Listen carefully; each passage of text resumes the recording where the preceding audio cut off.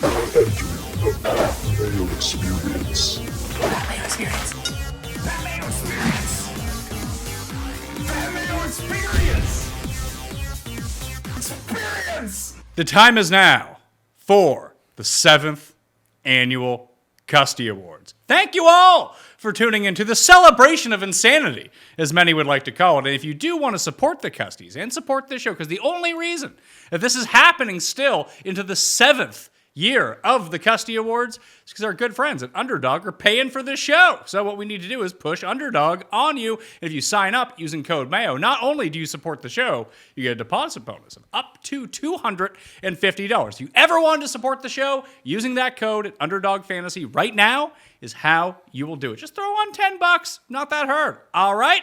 Joining me on the line is the Custies panel and one of the nominees for Most Insane later on in the show, the big award of the evening. First up, he has been on every single panel. We bring him in for the very special shows. It is Garion Thorne. Garion, good to see you. Glad to be here. I can't help but notice we still haven't created a Most Sane award, which I will continue to petition for every single year. But until that moment, I'm glad to come on and talk about other people's idiosyncrasies.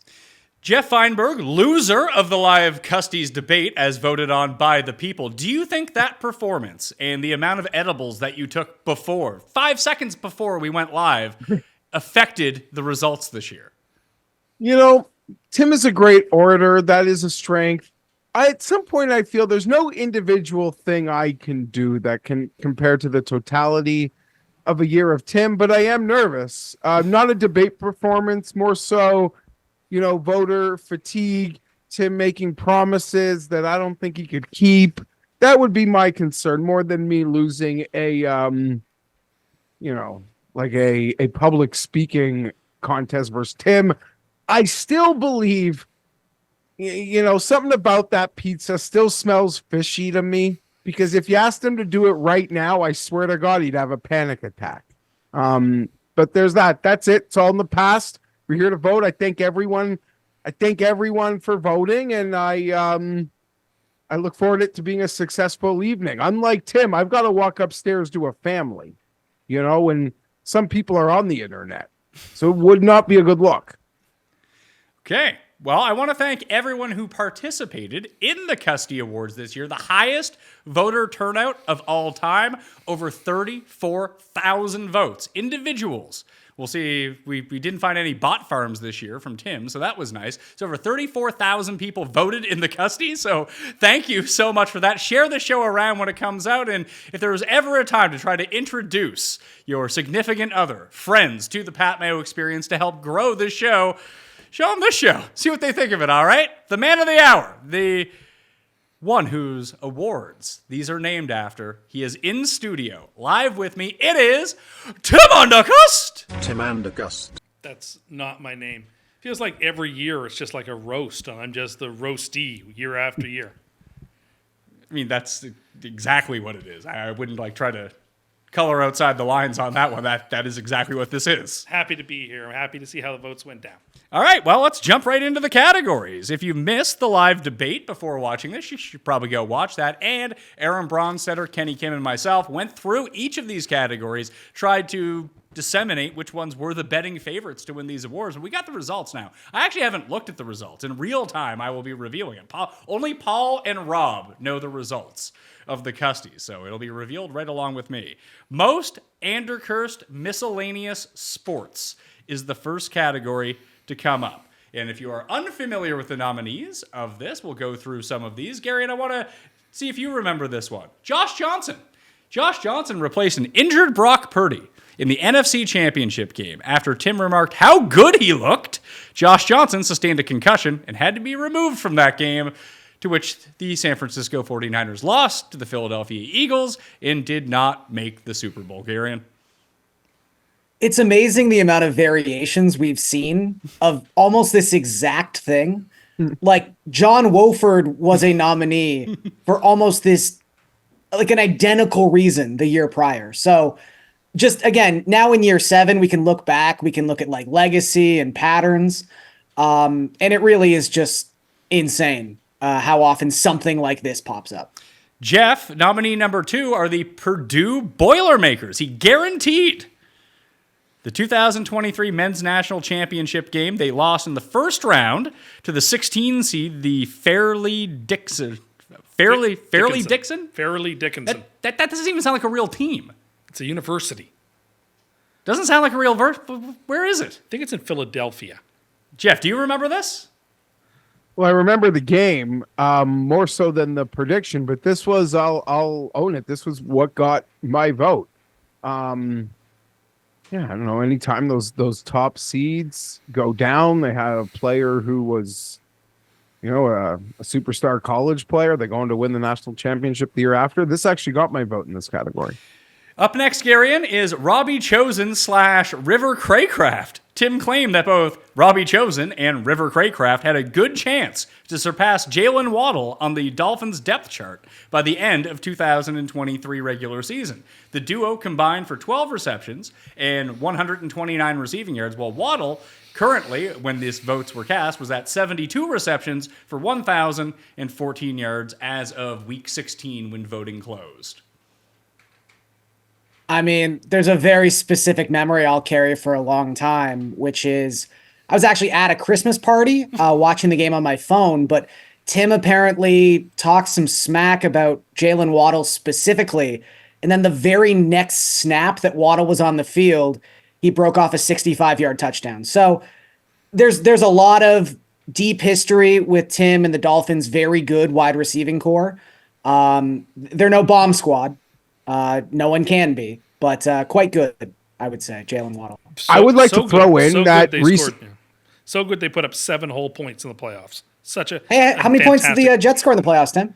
Only 7 fewer than the Dolphins. Wow. In recent correspondence with Tim, like probably a week ago, everyone knows how much Tim always hated Mike Williams. Like he sucked. Wasn't worth nothing. Last week, he's telling me Mike Williams is better than Jalen Waddle. It's not ending, Gary. Like it's insane. That tracks. It 100% tracks. Aaron Rodgers is the next nominee. After touting Aaron Rodgers to win MVP and lead the New York Jets to the Super Bowl, Rodgers tore his Achilles on the 4th play of the season. Didn't come back till week 16. It was a rough scene. Oh yeah, I forgot that you counted him coming back when he never came back. That's He was right. put on the active roster. That's back. He still can't make it through an OTA practice at this time, by the way. But you think that he was going to play in Week 16 if the Jets had a chance? I don't know. I'm going to say yes. Anyone? Well, we can talk about this later, I assume, because this is going to win. Yes, it is. Okay. Shad Tootin is next. Do you remember poor Shad Tootin, what you did to him, Tim? Poor guy. He was on the Corn Ferry Tour, and for whatever reason, we had the Corn Ferry Golf up on one of the auxiliary TV screens during a football Sunday, and he started playing well, so I said, I'm going to cheer for this guy. And he managed to finish second or third, wherever he needed to finish to get his tour card, and then we come to find out that, no, he had taken an illegal drop on the last hole that constituted a penalty that knocked him out to not give him his tour card, and then he had some sort of a medical emergency like a week later. Yeah, he had a heart problem. So that was unfortunate. Hopefully the guy's feeling better. Hope he's playing good golf. I really don't know. Well, he's not on the PGA Tour. He's not. That I can assure you. Charles Leclerc. This is another auxiliary Sunday that came in. Tim, you were complimenting Charles Leclerc about how well he was performing at the United States GP. What happened to him with like 1 lap to go? Or no, after the race. He got passed and disqualified or something? Correct. Yeah. And the last one were the Niners, as you predicted, that they would finish the season undefeated after, 6 weeks or something. And then they just lost 3 in a row. That was rough. So do we all think that Aaron Rodgers, Garion, is the winner of this award? Oh, runaway. I mean, I will say, shouts to the Corn Ferry golfer, who at least is still breathing. Because if he might not know it, but he's lucky to be alive. Geoff, so you voted for Purdue. Do you think that Purdue has a chance of knocking off Aaron Rodgers? Probably not. Anything Aaron Rodgers with Tim or Jets related gets gasoline, but Aaron Rodgers getting hurt, I didn't see it was, to me, one was a much bigger shocker. And your hypothetical Super Bowl ring is behind you here on top of the Jets hat here on the set. Hypothetical champs. You got talking to the mic, not over the mic like this. It's a multi-directional mic. No, it's not. It's not a multi-directional mic. Last time you said it was an omnidirectional mic, which you were correct about, which means it only picks up when you talk into it. Omni means in all directions. Oh. Like something that's omnipresent is present Okay, in all so maybe places. it's not. Now maybe I'm thinking of the old Blue Yeti. Maybe this is just a directional microphone. Okay. Anyway. What's anyway? Oh, yeah, the hypothetical championship. Yeah, that was great. I'm very happy for the person who sent me that hypothetical championship ring and little trophy, and that was great because they did win a hypothetical championship that day. According to you. Yes, I stand by it. All right. They won that in week 1 of the season? Yes, they did. They won that game without any quarterback play, and then they win 7 games with the worst offense that the NFL has seen in many years. Okay. So, Paul, well, actually, I should probably go look at the results of this, of the winner of this award. I'm guessing it's Aaron Rodgers. It has to be Aaron Rodgers. It is Aaron Rodgers. Aaron Rodgers is the winner. Number 1. Number 2 was Robbie Chosen and River Craycraft. So 49% of the vote to Aaron Rodgers, 24% to the Dolphins receivers, and Geoff, your vote, 17% to the Purdue Boilermakers. Anything like, the Dolphins and the the Jets and the anti-Dolphin narratives, they're hard to compete against. They almost get a free 35% of the electorate. Yeah, football is king, and I would say, again, it's the old standbys. Anything Dolphins related, anything Jets related. I don't know, Purdue, they've got weird kind of vibes. I feel like people were expecting to lose this season in the tournament. I don't know. They also weren't the first 16 seed to lose. I mean, maybe that would have had the power to overcome the Jets. And then won the national championship the next year. And what team did you pick to win the national championship the last time a 1 seed got beat by a 16? Virginia. Then they won the national championship the next year. Did you pick them the next year? No. It's happened now twice. That's incredible. And how many 1 seeds have ever lost? Two. You also picked Duke the year they lost to Lehigh. I did. But look, it sounds like, oh, that's funny or weird that the team that went out first overall to a 16 seed, how funny it is that they, won the national championship the next year. But they were a 1 seed the year before and obviously incredibly talented. So it shouldn't be a huge shock that team with additional motivation should have come back and win the national title. That actually tracks. Well, let's get into the next category, which is most Andercursed non-sports. But before we do that, we should probably take a look back in time and remember some of the objects, people, animals that Cust has killed over the years.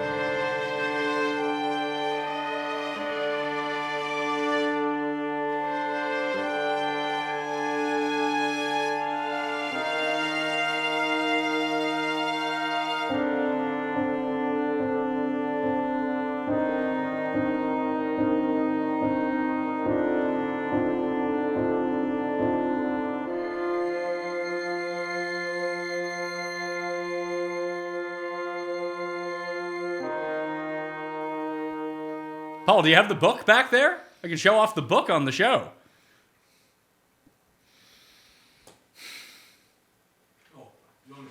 I thought you were going to throw it to me. Yeah. So we got this book. So Rob made this book, the guy that runs the Custies, in loving memory, and it's just Oh God. It is a photo collection of all of the people that Cust has killed over the years, like Mr. Peanut. And who else do we have here? Burrow the giraffe. And then there's some fun stuff towards the end, like just random other things he cursed, like fried chicken from KFC that was, what was it? Plant-based. Plant-based, and Rick Moranis, and Cats, the musical movie. La La Land is on there too. Maybe we should sell these. You get your own coffee table book for the things that Cust has killed over the years. But this year, for most Andercurse non-sports, the nominees are Matthew Perry. Despite often voicing his distaste for the show, Tim was watching reruns of Friends and remarked how the characters of Rachel and Chandler were funnier than he remembered. Matthew Perry, who played Chandler, died the next day. I vote. Like, I don't want the thing I'm about to say, I don't want it to seem like I don't vote, but I voted probably like, I don't know, 4 months ago. I completely forget what the nominees are. And it's such a pleasure to sit down and remember all the things he has cursed. Like, I completely forgot he had any hand in the death of Matthew Perry. I didn't. I mean, Well, Tim, look at the book. Like Garion, sometimes you forget which one you voted for, and then you hear that and you're like, I don't think I could have voted for anything else, and you're kind of intrigued to see if something's going to top it. Pele is right next to him. Remember when you killed Pele? Because I picked Brazil to win the World Cup.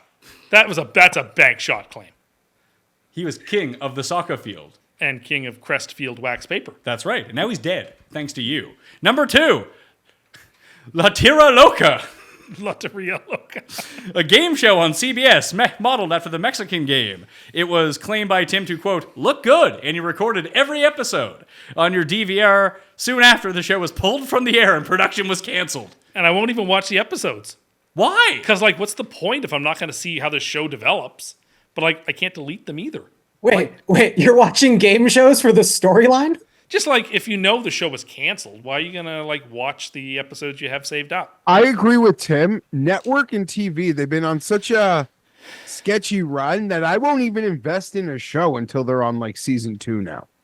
That's fine if it's like a procedural or a drama or something that's written. You won't watch a game show because he doesn't want to know what if I the love ending it? isn't going to be satisfying. What if I end up loving it after 3 episodes and, like, being so frustrated it was taken away from me? Well, It's so better Will that you I delete it off the PVR? I just can't. Well, there's a Mexican version of this show. You could just find a VPN and start streaming that. That's not going to happen. So So you like, won't watch it and you won't delete it.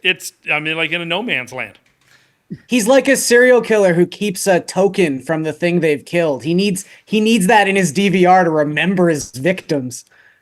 What do you got from Matthew Perry? Got some Percocet? Oh dear.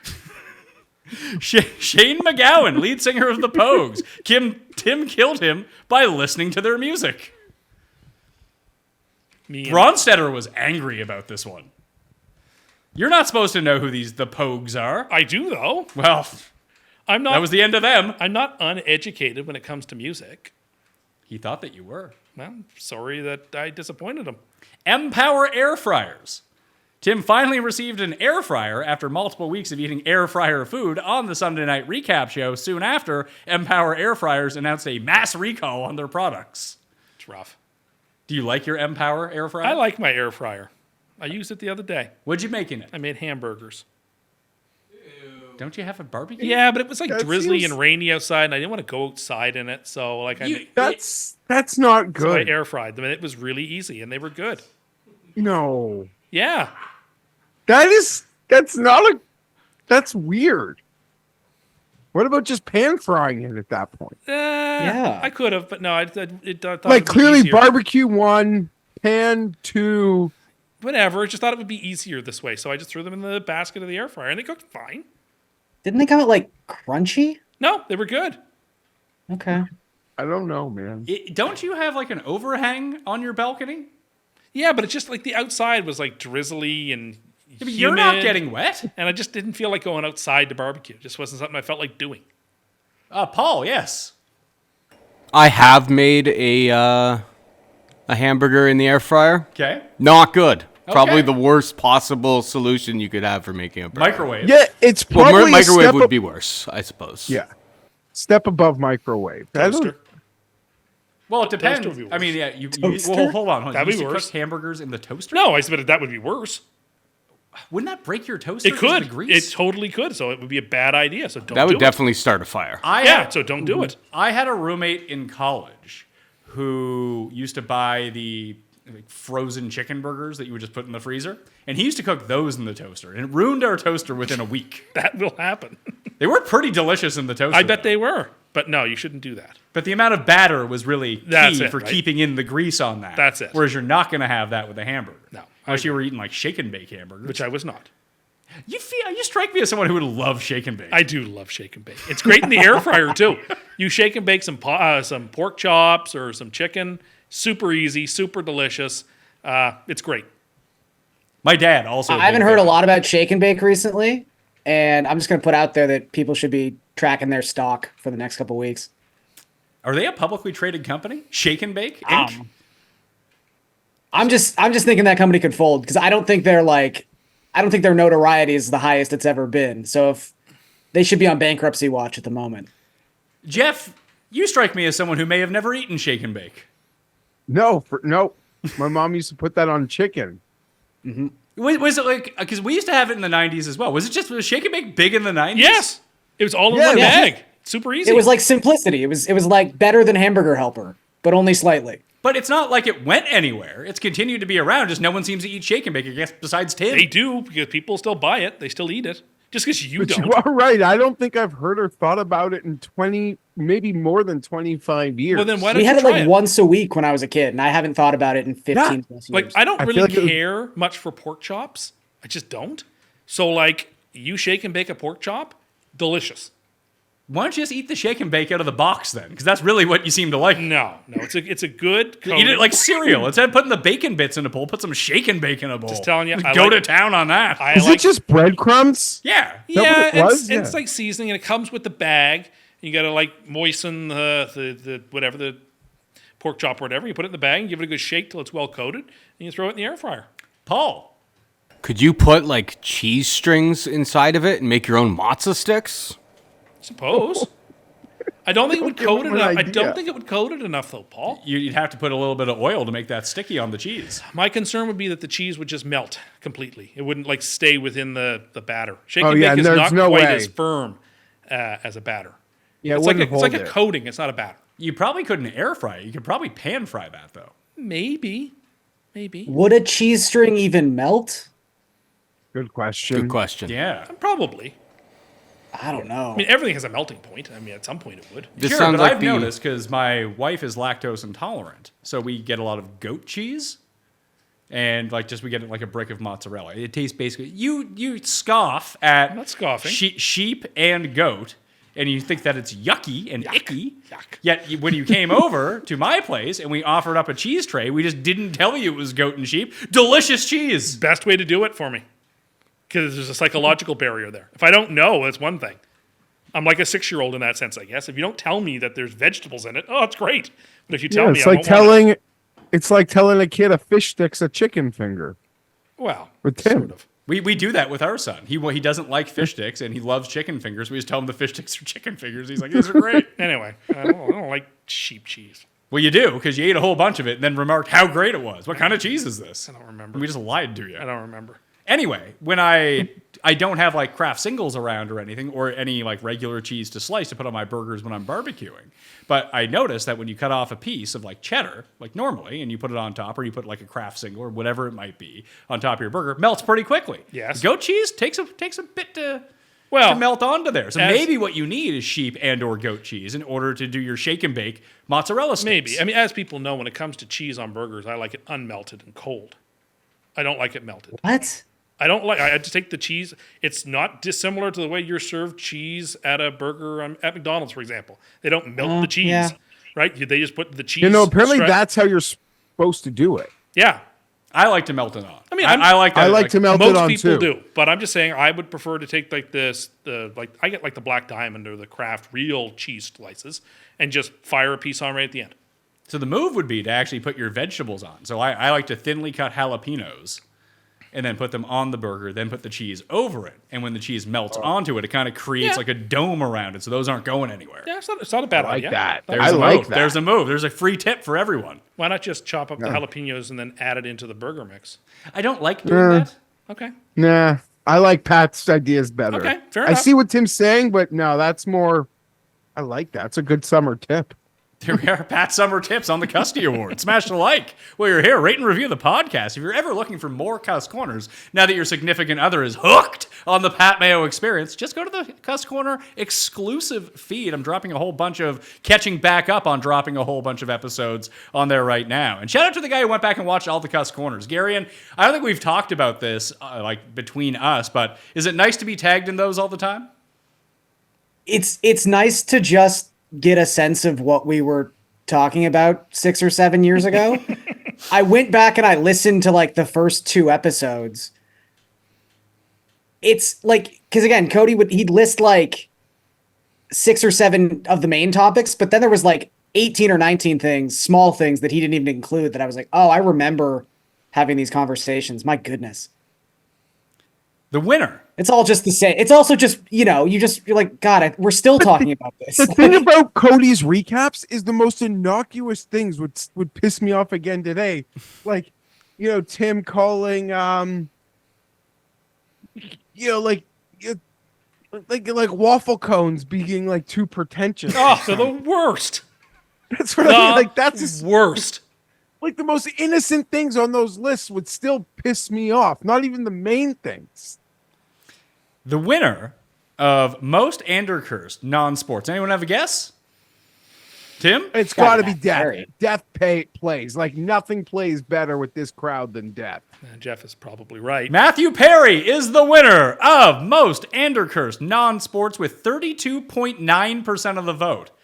Shane McGowan, 31.05% of the vote. And then Air Fryers, 27% of the vote. This is a very competitive category It this was Yeah, Death. a three-way Right. race. 2 guys who died battling it out. Just hopefully Tim doesn't kill too many people this year. Laid it out all on the line this year, Matthew Perry, and he gets rewarded with a posthumous Custy.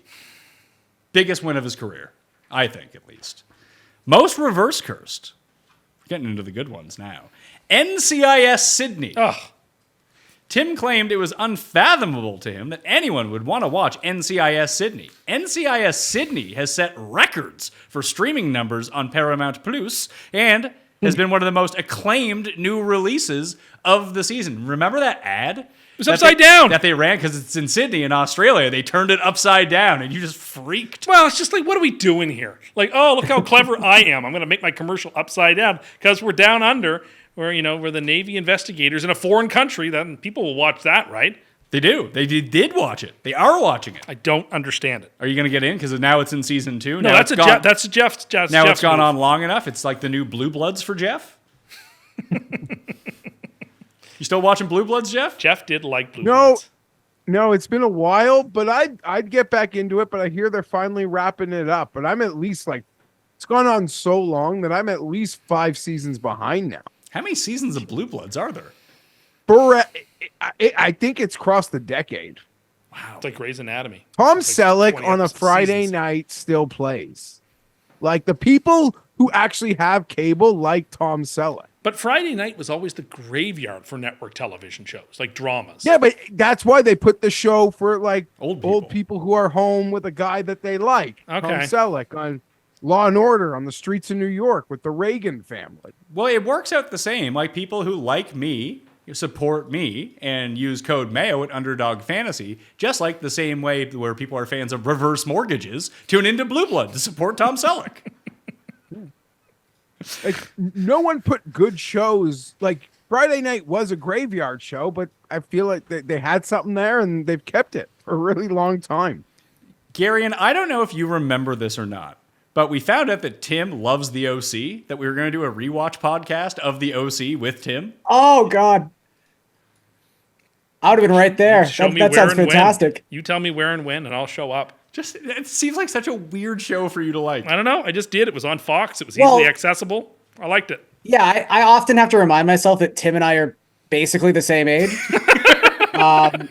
So yeah, we're like preteens, or you're just a teenager when that show drops. Perfect. Next nominee, Michael Meyer. Las Vegas Raiders tight end had yet to record a touchdown on the season and was guaranteed by Tim prior to their Sunday Night Football matchup with the New York Jets that he would not score the first touchdown that week.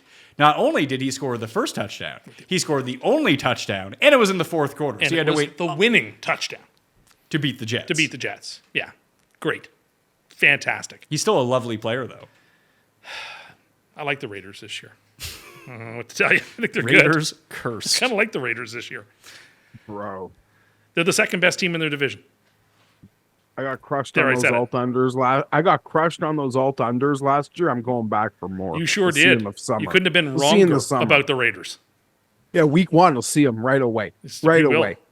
I lost speaking of losing a lot of money, I could be good at that, and I lost a fortune on that goddamn football game we're recapping right now. I love the Jets that week. They had a touchdown taken off the board, if memory serves, in that game. Frustrating stuff. It was a frustrating season. Halloween Reese's. You called any Reese's shapes beyond the standard cup shape, quote, disgusting, Yeah. and would deter anyone from purchasing them. Reese's were found to be the most popular Halloween candy in the United States of America by your number one source, People Magazine, and the unique shape cited as a significant part of their appeal. I mean, the cups themselves are cool looking, but like the weird ones that are shaped like pumpkins or Christmas trees, get out of here with that. The chocolate to peanut butter ratio is totally off. The Dolphins offense. There are times when I agree with Tim, and I kind of agree with this take. Thank you. I'm not going to say they're like inedible or anything, but the Reese's Cup, the original, tastes the best. Yes. Dolphins offense. After losing to the Tennessee Titans in Week 14, Tim called the Dolphins offense a complete farce and said that Tua played the worst quarterback performance of the season that week. They then beat the New York Jets 30-0 in the next game. Yeah, and then they managed to score 14 against Buffalo in the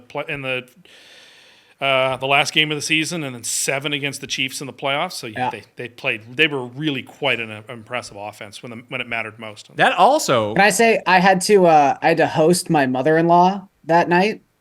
I don't live in a large space. She's not really a sports fan, doesn't really understand fandom to that extent or anything. And then they blew that 13-point lead with 3.5 minutes left or something like that. And I had to pretend like I wasn't going to walk off like the pier into Lake Ontario. I've never felt more like Tim for 45 minutes. I was just pacing in my bedroom, just trying to become a normal person again. Not a fun experience. well, Yeah, I've made my mother-in-law hate me over a bad Chargers loss. I'll be perfectly honest. They just asked Jeff to take a step outside and take a walk up and down the bridle path and then come back in the house. And he's fine. Fuck off. Not quite. The Jets game we're talking about versus the Dolphins the next week, that was with the end of half Hail Mary that went for a pick six, right? No, it wasn't. It was No. the game where Quinn Williams sacked that is the next nominee in most reverse curse. Tua and did the Tim waddle celebrated dance. Quinn Williams mocking Jalen Waddle's Waddle celebration after a sack against Tua. Jalen Waddle scored a touchdown on the next play, which was followed by Quentin Williams getting injured. Yeah. Still, it was hilarious when he waddled over top of him. I don't care. That's your takeaway from all It's this? just like the year before when Michael Carter scored the touchdown against the Dolphins in the game they won and waddled all over the Dolphins. Made me very So it's happy. not even an original idea. I loved it. I just love it. The Jets really, really don't have any respect for this phony baloney Dolphins team. And Who they continue to lose to? Well, we'll see. We'll They've see. lost 7 of the last 8 games of the Dolphins. Yeah, okay. Is that not true? I mean, it is. I actually don't know what the record is. I know we split 2 seasons ago when we lost both games last year. I don't know how far back it goes. I don't think the Jets have beat Tua. They beat... No, it's the Patriots haven't beaten Tua. I don't know if the Jets No. have beat him either. No, because Tua wasn't in the game that we beat them. No, it was Skylar Thompson. Who came in after Bridgewater got hurt very early in that game. Yeah. Oh, that stupid game. Yeah, that game.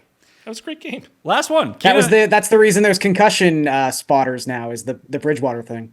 Is it? Okay.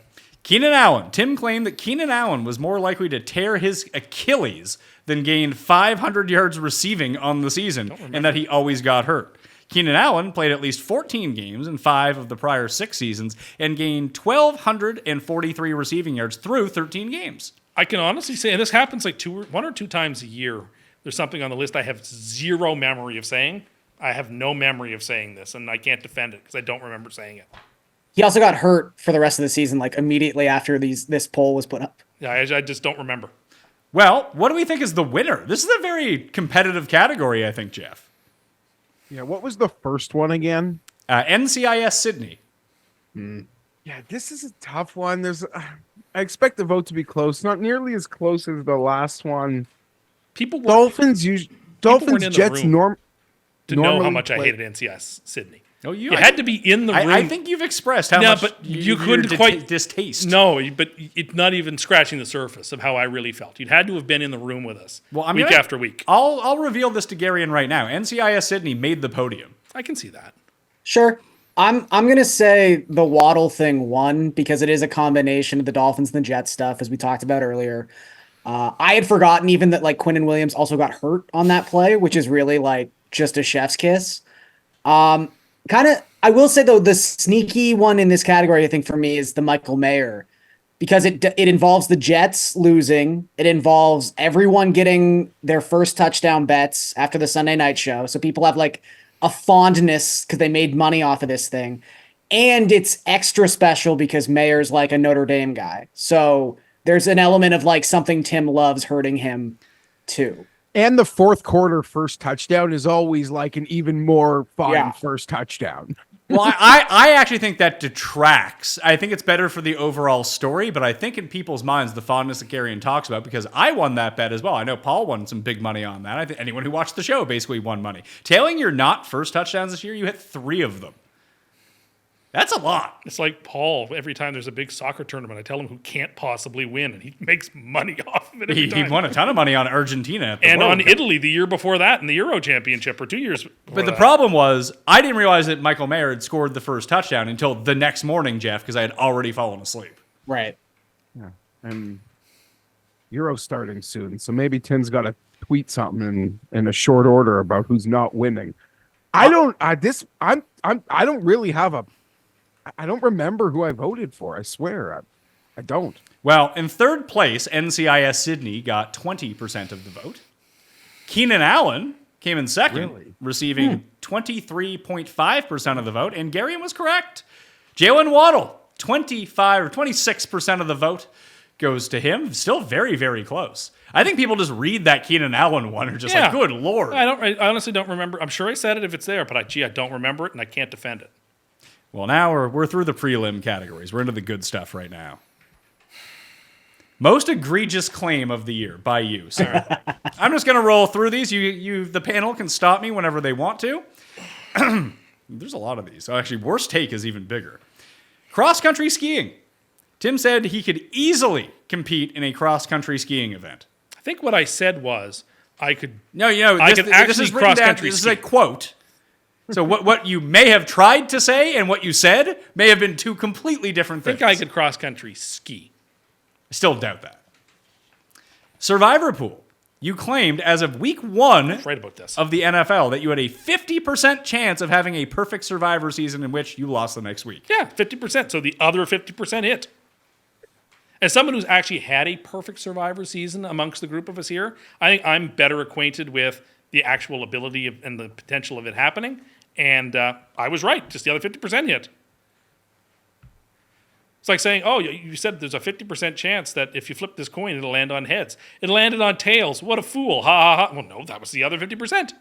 That's how you're choosing to spin this narrative? That's exactly what I'm saying. Anyone who knows anything about math out there, Garion? I mean, do you want to flip that coin 18 straight times? I've done it before. What? Flipped that coin 17 straight times and hit it every single time. Did it for a whole season. That's okay. Well, you've just set the next egregious claim for next year that you called 17 straight coin tosses. No, I 17 straight Survivor picks. in a How season. much money did you make on that? None, but I got the credit. I mean, That's delicious credit. did you get all the credit? Because you can't help but not bring it up all the time. Well, I don't as if thi- you didn't get enough credit I for don't- it, that you really seem like you need more. I don't feel like I've ever really gotten the full amount of credit I deserve, but I still got some credit. The best was that in the actual Survivor pool that you were in, you lost to Andrew Luck in like week 17. I remember watching it with you at Dooley's. Could have happened, but the more important thing was that I got it right on the show. Mogul. You're like Jason Statham in Crank, except you need credit to live. You ever get down with Amy Smart in Chinatown? Give her the fucking crank, pal! Fucking best movie I've ever seen in a theater, Garion. We were so fucking cranked after that. Oh my God. Drove a know million. how much you I cranked. got in my car and drove 3,000 miles per hour home. I was too fucking cranked. What are you going to do? So cranked. If I got pulled over, that would have been my thing. Like, do you know how fast you were going? Probably cranked speed, copper. And I would have took off. We started a chase. I would have been all too fired up. Would have been great. Moguls. You claimed you could easily go down the moguls on skis. I want to see this. We're going to Montreal. Unfortunately, it's not quite the winter time. I would love to see you attempt the moguls. I think I could do it. That's what it says. It says that you could do I it. think I could do it. You also claimed you could easily become an astronaut if given the time. Well, yeah, but the time is like a decade plus of time to train and prepare. Like anybody could be an astronaut if he or she took the time to do it. Do you have the discipline to do that? If I decided that's what I wanted to do with my life, of course. I can do anything I spend I'm my looking mind at to. your water bottle. That's not even half gone for the day. It is What not. kind of discipline is that? Yeah, I'm just saying, this would be years of training. But if a person were to put years of training into it, they could do it. Okay, so that's years of training. This one is a bit of a smaller timeline, Jeff. Tim claimed if given a few months, he could become a bodybuilder. I got a friend who's like, I can get fit in a month. It's same I- nonsense. I could get fit in a month. Oh, sorry, ripped in a month. Ripped in a Yeah, month. I What believe- constitutes becoming a bodybuilder? Because I guess in a sense, like if you go to the gym once and perform like a bodybuilding exercise, technically have you become a bodybuilder? No. I would argue no, but I feel like Tim is arguing yes. Garion is right. There's a technicality there that I think I win on.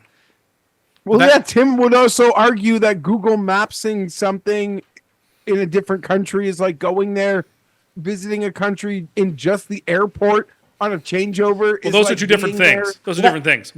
Being in the airport is actually being there. It's all technicalities to you. I mean, that Google Street View it's a game changer. It really is. I'm going to be in London for the England-Denmark game at the Euro. I'm very excited for that. Unless they lose, then I might. How bad did the British take it when they lose soccer games? I don't know. The English should be used to it by now. They're not going to win the European Championship. No. Where is it? It's Germany. In Allemagne. It's in Germany. It's in Deutschland.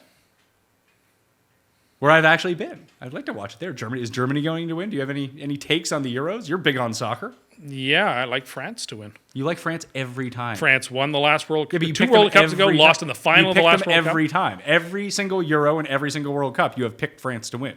Yeah, except I picked Brazil to win the last World Cup, quite famously. That's true. What happened to them? They got knocked out relatively early. Dream Home. In a continuous attack on trade, So this is going to win. you said that you could easily build the drywall and do all the landscaping in your dream home. Garion, do you remember what he priced out his dream home to be? I'm trying to remember. I think it was like $1 million. I think it was like It was less. 400,000, something like that. I don't remember what I said. I want it. I think it would be cool. Yeah, everyone would like to have a dream home, Tim. I'd love to have the ballroom that I could rent out to parties I don't have to attend. And you can use it as storage. You just I want mean, to that's live. that's the most egregious part of this take somehow, is that you think you're just going to have a steady stream of income renting out a ballroom. I will. It'll be cool. You just want the house from The Shining.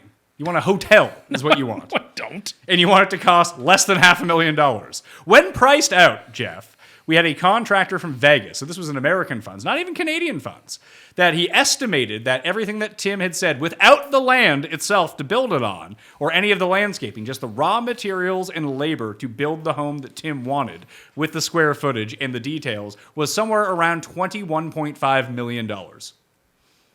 Yeah, this is one of the takes that Thanks, Biden, for all that inflation. This is one of the takes that really allow me to say anything I want throughout the course of the year. Like, it is. Like, I can overcome most things that I say over the course of the year because not only, like, I ran a whole ad campaign around this take. It was so disrespectful to the fact that he thought he could do some of the work himself, all of it. The delusion, the disrespect, the how naive it is, how much he diminishes the work of laborers, skilled laborers. This was a campaigner. This one. What's more disrespectful? And I'll leave it to you folks. Thinking that I could do a little bit of work to improve my dream home myself, or promising my nephew to see his two favorite football teams play in the city nearby, and then because my team isn't playing very well, just choosing not to go, and I'm breaking my promise. Which do you think is a little more disrespectful? It really seems like yours is. Your promise is a word I don't think I ever used. Number one, you also touch up your dream home. No, you weren't fixing it up. You were doing like the base level things. Putting up some drywall, helping put in the heated driveway, like little stuff. No, you were drywalling. You were doing a lot of things. These weren't like touch-ups, fix-ups, a spring cleaning. You said you could do all the drywall. Of paint. I think I could do some of the drywalling. Hey, guess what? I found a spider. I don't like spiders. It wasn't really a spider, just a piece of dirt.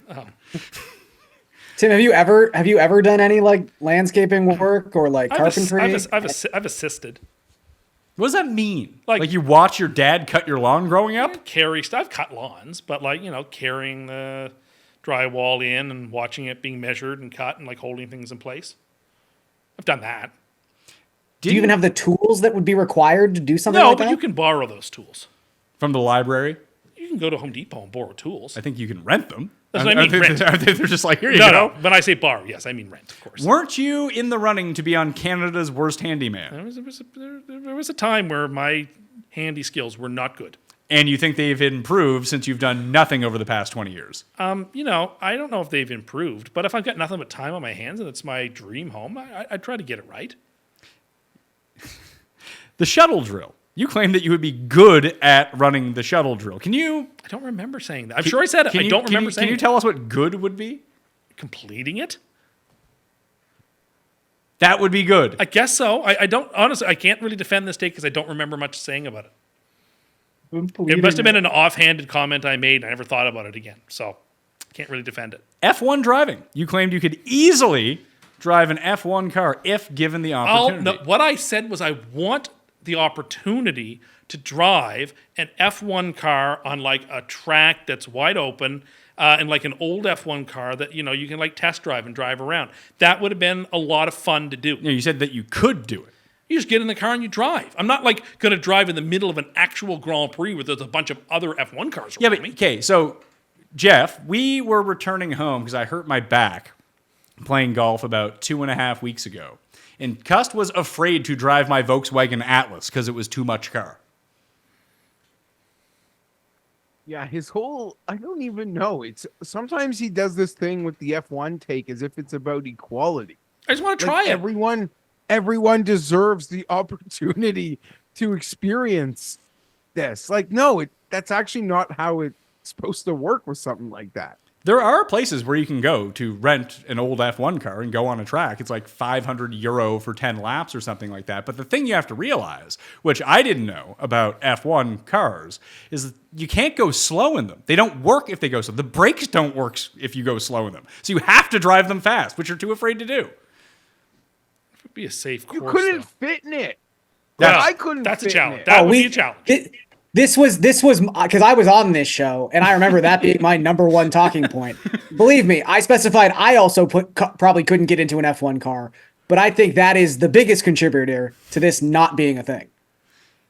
And this one I think you could actually do. I don't know why Rob included this one. Tim, you claim that you could easily be a referee during the Super Bowl.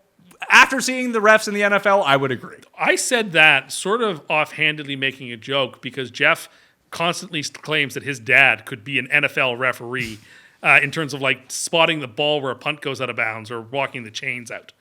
So yes, could I do that? Yes, in the same sense that some of the jobs are perhaps less strenuous than they need to be. No, Well- I didn't say my dad could do the job. I said it's literally like a bunch of like my dad's an old man. So your dads are probably younger, might actually be able to do the job. But it's literally just a bunch of like old men giving and taking inches. You're asking an old man to keep up with Jamar Chase and tell us where his knee, like where the ball is, where his knee goes down.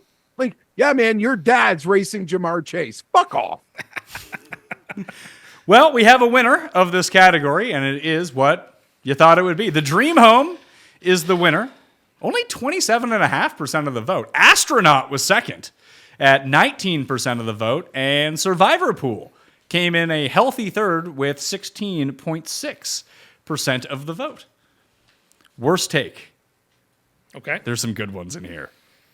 Can I just interrupt for a moment? Because this is like, we do put Tim out here for a lot. He takes a bit of a roast and he puts himself out there. So I'm going to put myself out here for a moment. I'm going to tell you about something I haven't told you that I did that kind of relates. Maybe I'll get credit for this, or maybe people won't think this is a big deal, or maybe this will make me seem even weirder. I'm not totally sure, but I notice sometimes listening to the audio versions of the show, Better Health has been a sponsor. So as we're going through a lot of, like in the show specifically, a lot of mental health is being brought up. It's always good to keep that in check and talk to someone. And there was a point, I guess, in the last couple of years where I'm like, okay, it's healthy. Like there's a lot of relationships I'd love to improve. Relationships with my family, as you found out, like with the biggest rival category was a nominee. Relationships with like drugs and alcohol, relationships with food, relationships with betting, relationships with favorite team, relationships with friends. Because as someone who's on the internet a lot, you sometimes feel like you're getting certain camaraderie from strangers. And well, like, I don't know, you should just do that with your real fucking friends. Anyhow, Better Health, that's great. You could do that. So I was talking to somebody and he ended up being a sports fan. And sometimes our conversations would get off track and it would really annoy me. But to make a long story short, after the Chargers lost the game to the Raiders, he sent me a message, said, tough loss. I responded, you're fired. You're not like, we're not friends. Like, don't communicate with me like that. Like, that's like, my friends wouldn't do that. You're not doing that. You're gone. Better Health, got someone new, got someone better. Great. Don't talk like, no. Tough loss, buddy. That's not our, like, you're fired. You're fired. You should put up that picture of him as Trump again. There's nothing I could You're say fired. in this show that, like, I've got a year to recover. I'm okay. I'm okay to share.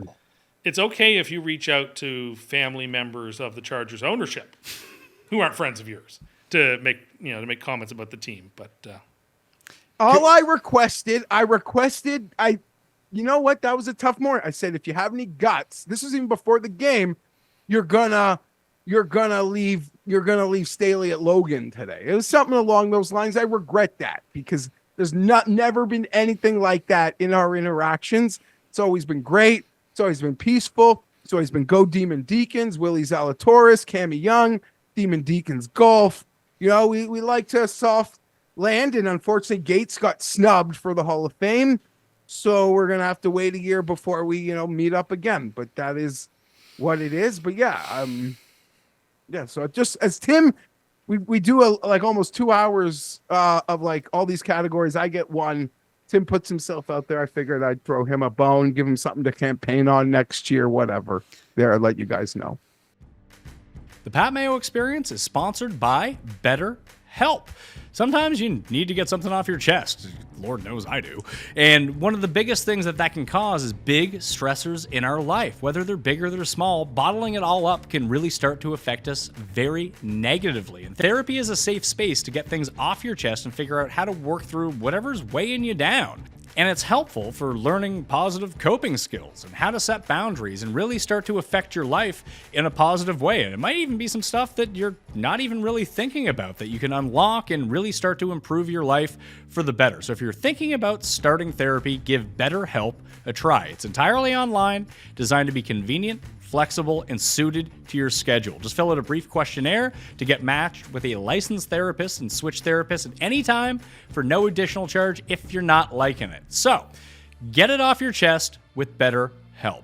Visit betterhelp.com/PatMayo today and get 10% off your first month. That's BetterHelp, HELP.com/PatMayo. Code Mayo. No, sorry, code PatMayo at BetterHelp.com if you need to talk to someone, just like if you thought Cats the Musical was going to be really good. It had lots of stars in it. It should have been good. Worst take. Unfortunately, that one is ineligible. The Cats being a good movie might be on like the 10th year anniversary. Well, the 10th year anniversary Custies are going to be lit, pal. I'm not here to say that it was good. I'm here to say that it should have been good. Okay, there's a lot here. Wow. A lot. Okay. Ready for this? I'm ready. Artificial light versus sunlight. You claim that artificial light was better for your brain than sunlight. Thanks, doctor. It's more comforting to me. Dine for two. You claim that any restaurant that explicitly implied a set of items on its menu was far more than one person is insulting. I like that Bronstetter agreed with you, but for the reverse reason. Because it could be For 5, not for 2. Whatever. I'll take any support I can get. Fast food minus food. You claim that you would appreciate location setup that would give you the fast food experience, Garion, without actually serving the food. Now, this was a spin-off. This was a spin-off of the idea of the bars that exist that are alcohol-free bars. Most of which went out of business, by the way. Well, maybe they did. Because no one fucking wanted to go to them. I don't know whether that's true. You say it is okay. But, yeah, just like the experience of going to a fast food restaurant without the vice. That's such a what exactly is the experience you want in other aspects of your life? Like hang out with other like retirees or some chairs are comfortable. No, they're not. I mean, I know my partner will not eat fast food in a fast food establishment because it's quote too sad in there. Does she eat it in her car in the parking lot? I was gonna say I don't. No, we go home and eat it generally. Food delivery. You said that you refuse to order food delivery because you might be doing laundry when the food arrives. Yeah, I don't want my whole schedule to be dictated around when that person shows up to the door. I'm handcuffed until it shows up. I'm not free to do what I see fit. You realize that it's not like they knock on your door and you pay them when you get there. Like if you use Uber Eats or DoorDash or whatever it is, they just leave it at your front door. I don't want my food sitting on the ground. You get a Well, it's not like they dump it out on the floor. It's in a bag. You get a notification that it's there. Then you can walk out and get it. Bag sitting on the dirty ground. Do you eat the fucking bag? No, but you got to bring the bag in the house and it's been on the floor and God knows what people have stepped in. And no, I don't want that. Corn dog sideways.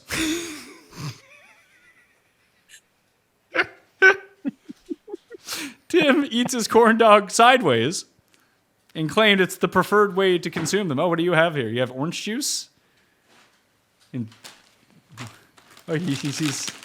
pulling a carrot. Oh, my God. Oh, no. Oh. Just thought, it's a celebration. We're having some fun. It's been a long day. I really haven't eaten. And I thought I might have a snack here while we're going through some of my worst takes. This one's not even on the docket this year. This is a previous winner of Worst Take. With pulp, by the way. That's the way to do it. With pulp. Is it going to be as good as that orange that has now become a meme for you? Can you take people through that, by the way? Well, the thing was that the orange looked really good, and I wanted to have something healthy to go with my breakfast, and it was just impossible to open. Now, didn't you think that after spending 10... Oh, my God. You don't even dip it in long enough to make it soggy, which is the whole point.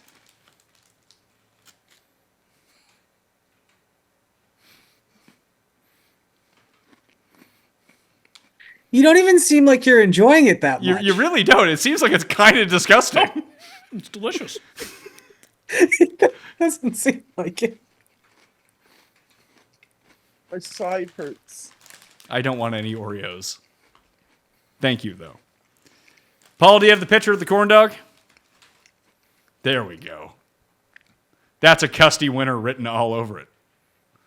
Ugh. That might be the most memorable moment, Geoff, from the Pat Mayo experience of the last 3 years. Yeah, that was so good. And Kenny played it perfectly because he was like the eyes and ears of the people in. I mean, you were watching the chat, but Kenny was just like the rest of us, like, wait, did that just happen? And then you're like, oh my God, he's doing it. So Kenny was a great bystander for that incident. I mean, honestly, if we could give an award to like best addition to the Cust legacy, it was the air fryer on the Sunday night show, because between the corn dog thing and also I can't even remember what it was, but it was so hot and he wouldn't stop eating it. Like he burnt his mouth like 3 different times. That did happen. Happened more than once. Yeah, it happened. It happened on multiple different meals throughout the course of the year. But Garion's right. There was one thing that you burnt yourself the first time, and then you burnt yourself the second time, and then you burnt yourself the third time on it. I think it was the chicken. It was like maybe. It was like Bart being dumber than the hamster. It was just like you just kept going after that cupcake. Comic-Con. You said it made no sense to. It doesn't. It made no sense to you why people would go to Comic-Con as an obscure character rather than well-known ones like Spider-Man or Wolverine. I stand by that. You're going to Comic-Con, go as somebody that people know. I'm not going as the Muppets from the Venture Brothers. You should. No. That'd be a great Comic-Con costume. No, you go as Darth Vader. You go as, although that's not a comic book character, so you go as X-Men. You go as Wolverine. You don't need to go as some obscure person. I totally disagree because in a sporting sense, well, not at Comic-Con, I would like to, like when I was younger, like so hardcore into the Leafs, I get like an Alan McCauley jersey because it showed that you're like in the, you're in the weeds, you're on the B side of the cassette sort of Pretentious. And it's worth it. It's so nice when like you take a big swing and like not everyone's gonna know who you are, but then a person comes up to you and they're like, wow. Yeah. That's a really sweet costume. Like I didn't like that's awesome. Like I didn't think anyone would dress up like that. Like I did Halloween one year. I was Starburns and I had 1,000 people be like, man, that's a great Slash costume. And I'm like, yeah, sure, whatever. And then one person came up to me and they're like, Starburns? And I'm like, yeah. And then I talked to that guy for half an hour. It was great. And it makes your whole night. Like one guy. All it takes is one guy knowing. Tim's idea of Comic-Con is the equivalent of Rob Lowe's generic NFL hat. I just think you should go as things that people know. That's all. If you went to Comic-Con, I know what costume you should wear. Because he reminds me of you and you like him. Who? Arthur from The Tick. I do like Arthur from The Tick. Yeah, but people at Comic-Con, the fact that they're at Comic-Con means they know the They know the deep cuts. They know the deep cuts. That's why they're at Comic-Con. Lame. They're at Comic-Con, yeah. Not just they know them, they're at Comic-Con for the deep cuts. The Master of Disguise. You claim that The Master of Disguise is a good film. Funny. It has a score of 1% on Rotten Tomatoes. Oh, am I not turtly enough to be in the Turtle Club?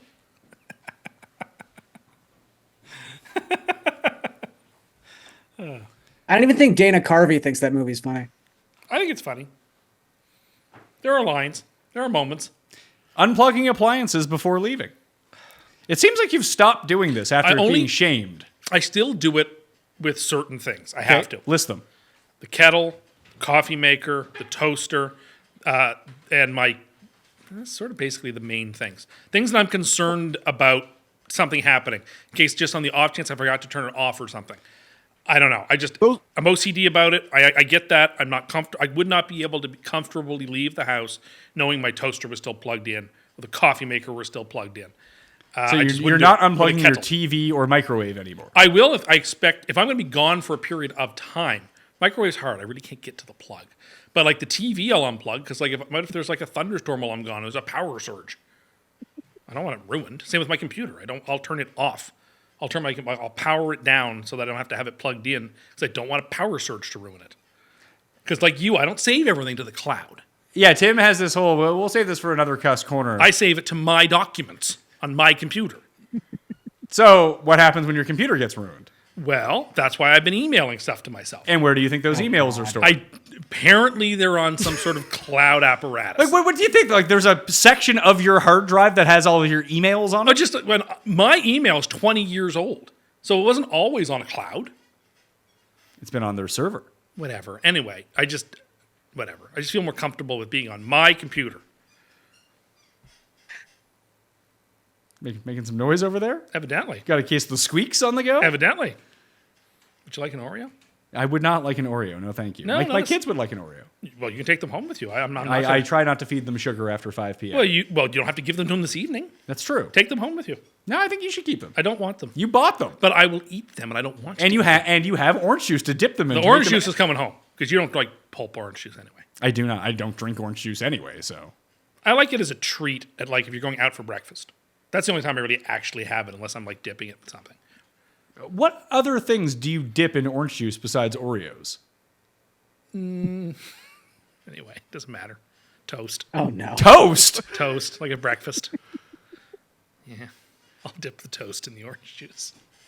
Is that squeaking picking up on the audio, Paul? Yeah, you gotta stop doing that. I don't know what I'm doing. You're shifting back and forth. Oh, okay. Yeah, toast. Anything else? I don't know. I'm sure there are other things I can't think of off the top of my head. Doesn't that leave little breadcrumbs in your glass? It's okay. I'm going to drink it all down anyway. It all comes out the same, Garion. It's like you're creating backwash for yourself. Whatever. It's like you're competitive eating and you need to make the food soggy so it goes Well, I don't down like better. butter, right? So my toast is often plain or it has jam on it, and that's it. Or peanut butter occasionally, or marmalade. But oftentimes it's just plain toast because I don't like butter that much. So it's like dry.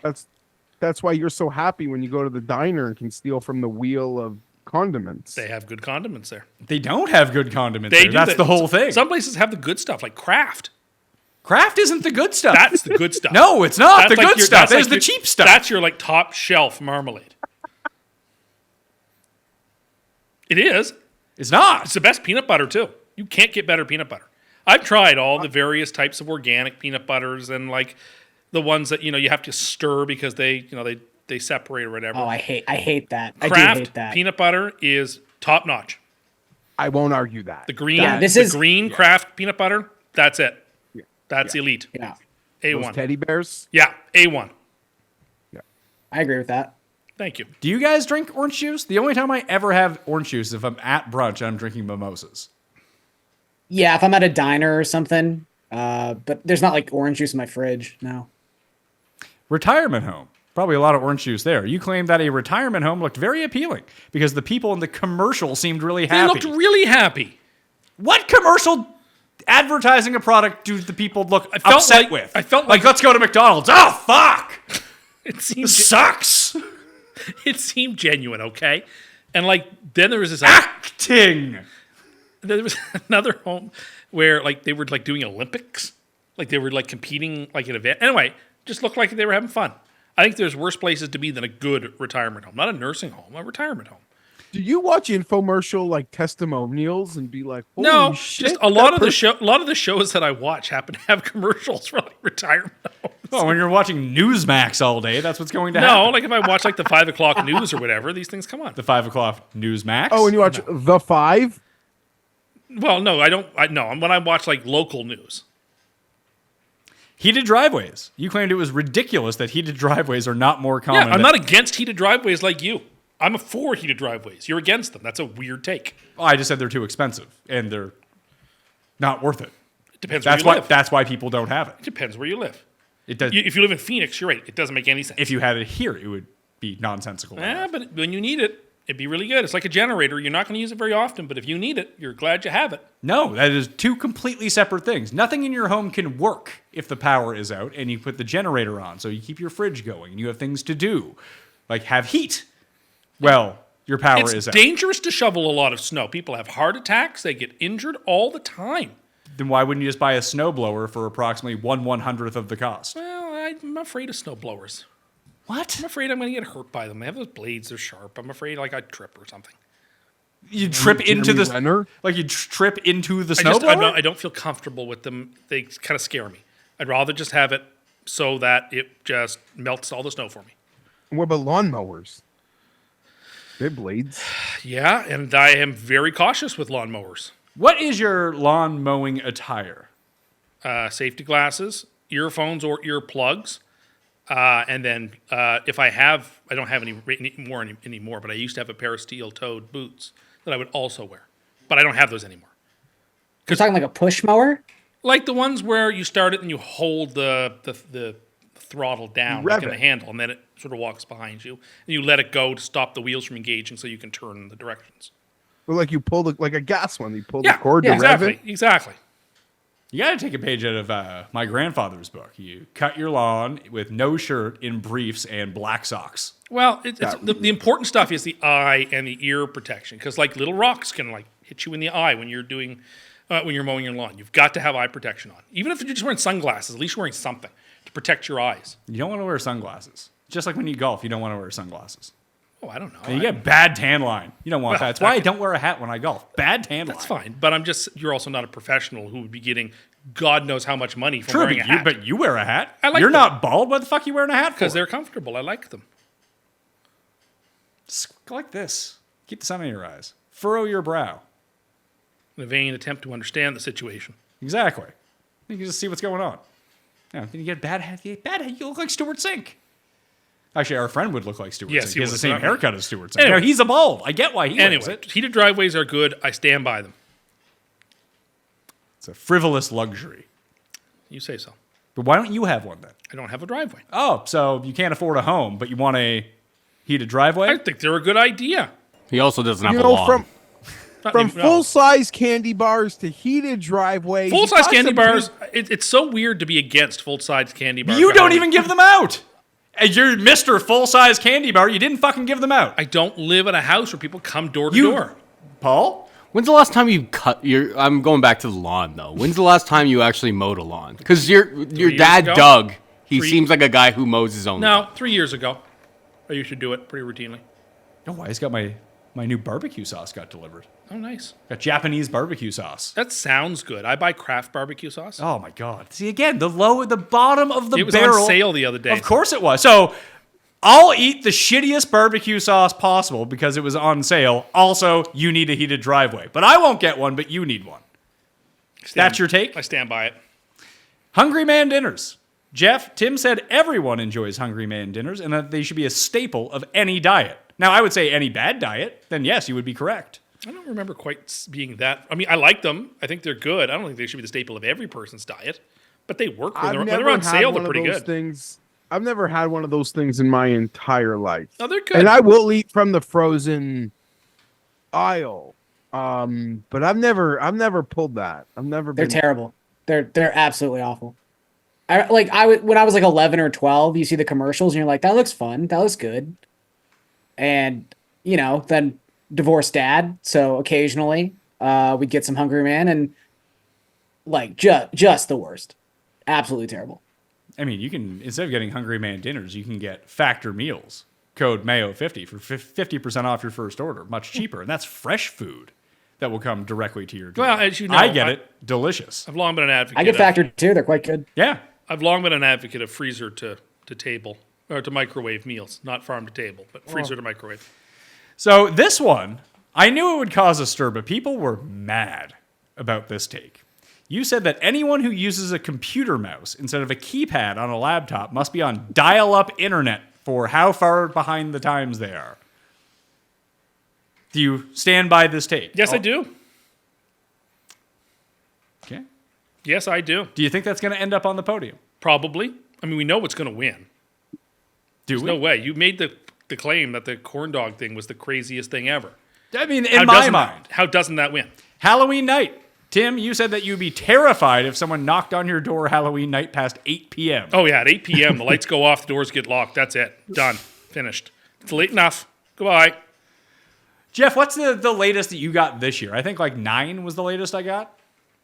Yeah, 9. You still hear the kids. You still hear them rumbling outside. As long as I've got my older kid is still out and about. I guess we're open almost until we're out of candy, to be honest. Yeah, that's really the move. If you're out late, Garion, trick-or-treating, it can work one of two ways. That there's no candy left at the places you go, or you just get way too much candy, because if you come to my house at like 8:45, I know there's maybe 1 or 2 people left to come, that you're getting like half of whatever's left.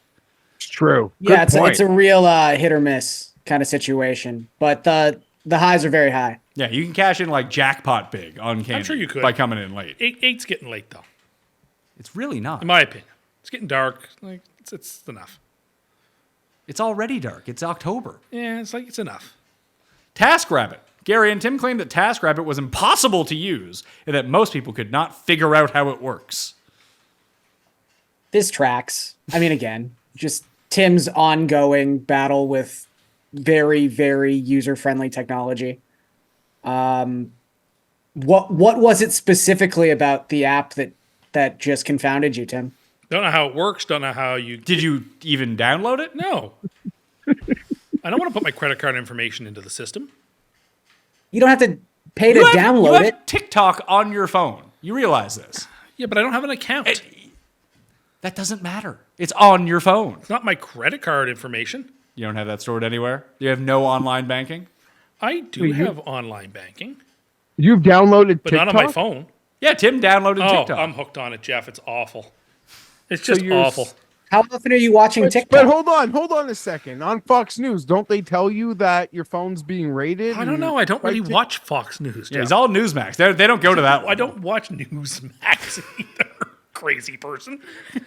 It's addictive. I'm not here to support it. I'm not here to say it's good, but like some of the people on TikTok are clever and smart, and some What of those what TikToks is your are funny. TikTok algorithm? Like what kind of videos are Tell you them. getting? Tell them what populates your TikTok feed. Recently, I've been getting bottles filled with various things rolled down the stairs to see how many stairs they fall down before they shatter into a million pieces.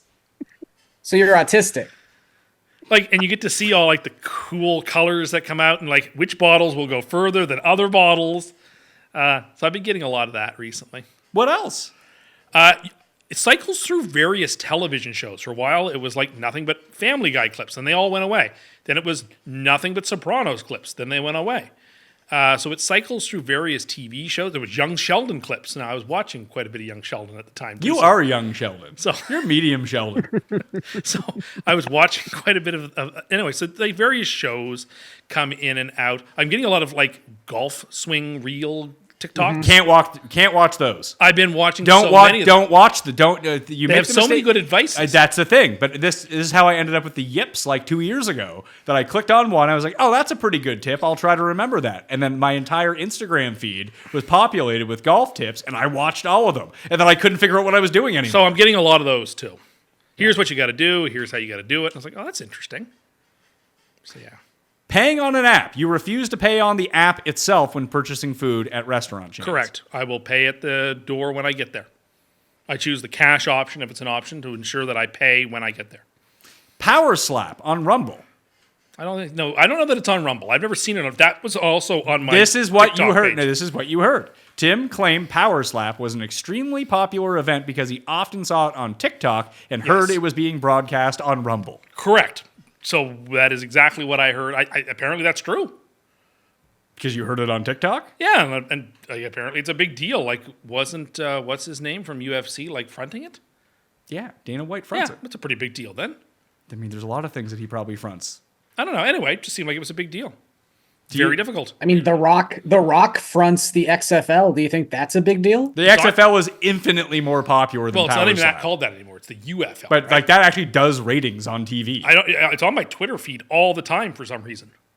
Use runthesims.com. Get yourself some insight into the XFL or the UFL now. But Power Slap was going on when we were in Vegas with Paul. I don't even want to see it in person. It's too violent. I have a picture of Cody with the champion that we ran into in the lobby with the belt, but I don't know. I don't even know how to send it to Cody because he told me he never checks his DMs. Gary and I went to the gym at Circa where we were staying, and all the Power Slap people were staying at Circa as well. It wasn't a huge gym, but the Power Slap people were training slaps in the gym when I was in there, and I almost got hit like 3 times. It was terrifying.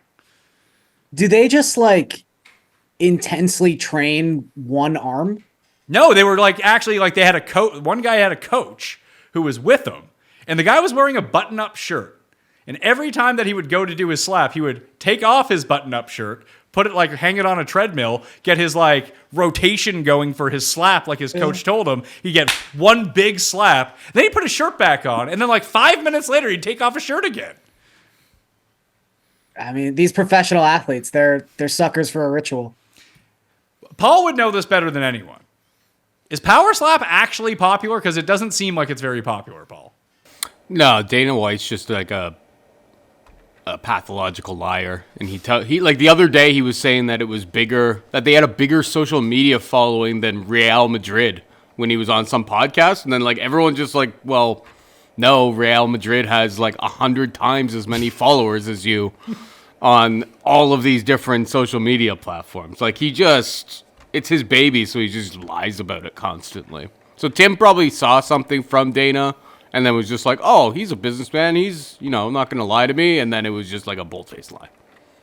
Tim is a Trump voter then. That's Trump's whole strategy. Hey, Dana White, very successful. Listen to him say nonsense for an hour at the RNC. No. Although I'm sure he'll be at this. He was at the last one. I'm sure he'll be at this one. Yeah, and he'll say things like that. People are like, yeah, most popular sport going, Power Slap. Well, I just think that's probably foolish. But I just saw a lot of it. It's like, oh, well, it seems to be people watching. It seems legit. Must be a thing.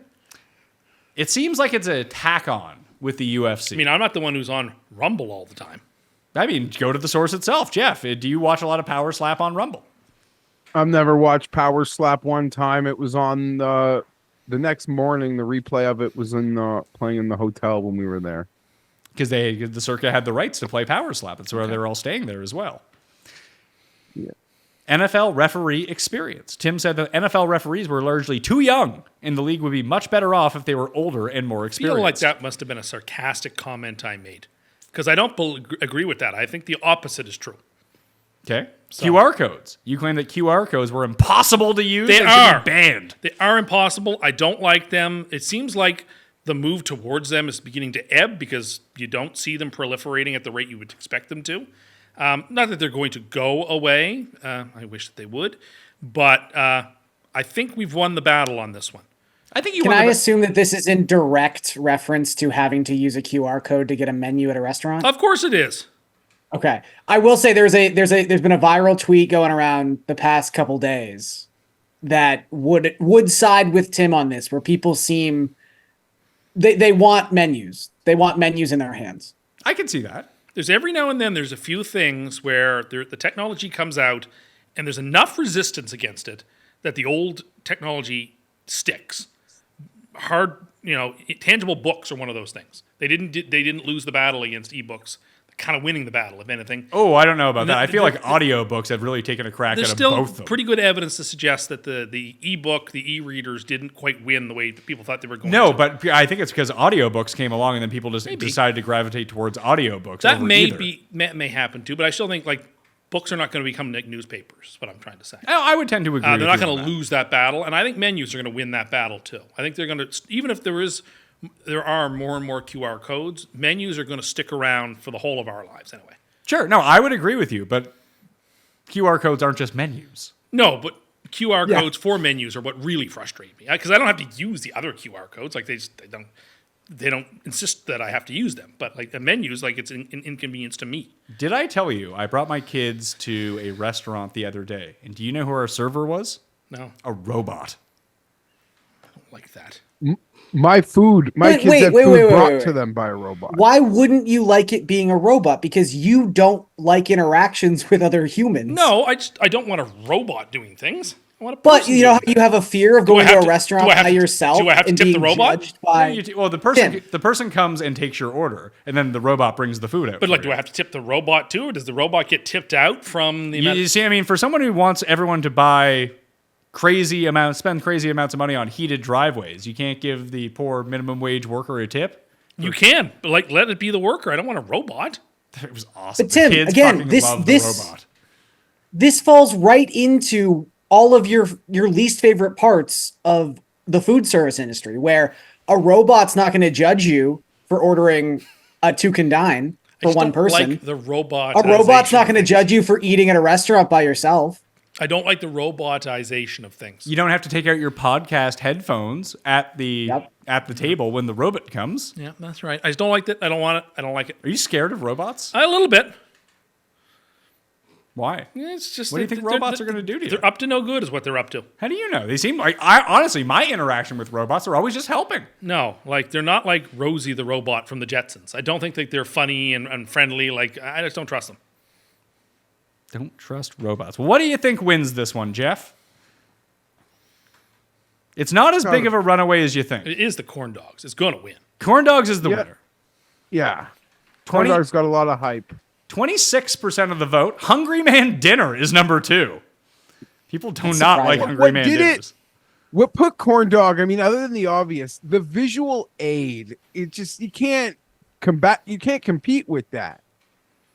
Can we just talk about? I'm sure you guys covered this when it happened, but it's not just how hilarious it looks and just the overall ridiculousness of it, but from like a structural integrity standpoint. Like this is like popsicle-esque. Like if you ate a popsicle from the side, it would fall apart.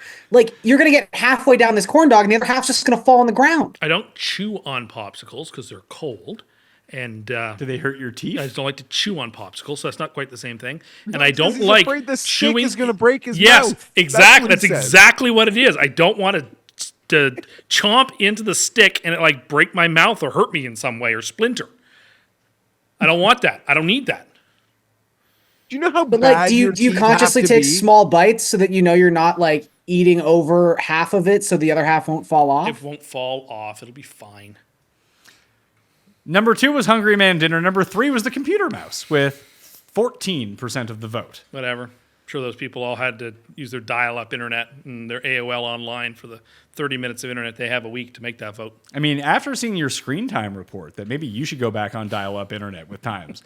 So how many hours per day do you think that Tim is watching TikTok on his phone, Gary? It's not about TikTok. It's about the YouTube Yes. videos Yes. I fall asleep to. Yeah, It so gives me- Tim's come up with a lot of excuses of why this number of 8 to 9 hours a day is so high. Oh, that's a lot. Actually, it's 13 hours. That's a day. lot. It's 13 hours, but I fall asleep with videos on my phone on YouTube and fall asleep to them. And then Have you like video will go to the next video, to the next video, to the next video. So like that You're an doesn't really ASMR count. guy, is what you're saying. What I'm saying is that really it's really like 8 hours a week, a day. Sorry. Of watching TikTok And you wouldn't videos. consider buying YouTube Premium? No, I'm not buying anything. I have. It's if you're putting in Oh, those yeah. hours, it's probably worth it, Tim. Yeah. I'm not buying anything. Why not? You I should. want to. It's like $6 a month. Eh. But You're on there would- 8 hours so you a would- day. Yeah. It's pennies. It's like the Columbia House, but even better. It's not a scam. I don't want to. Why won't you buy YouTube Premium? I don't want to. That you want- like credit card on the internet thing, No, right? I don't want to buy online if I don't have to.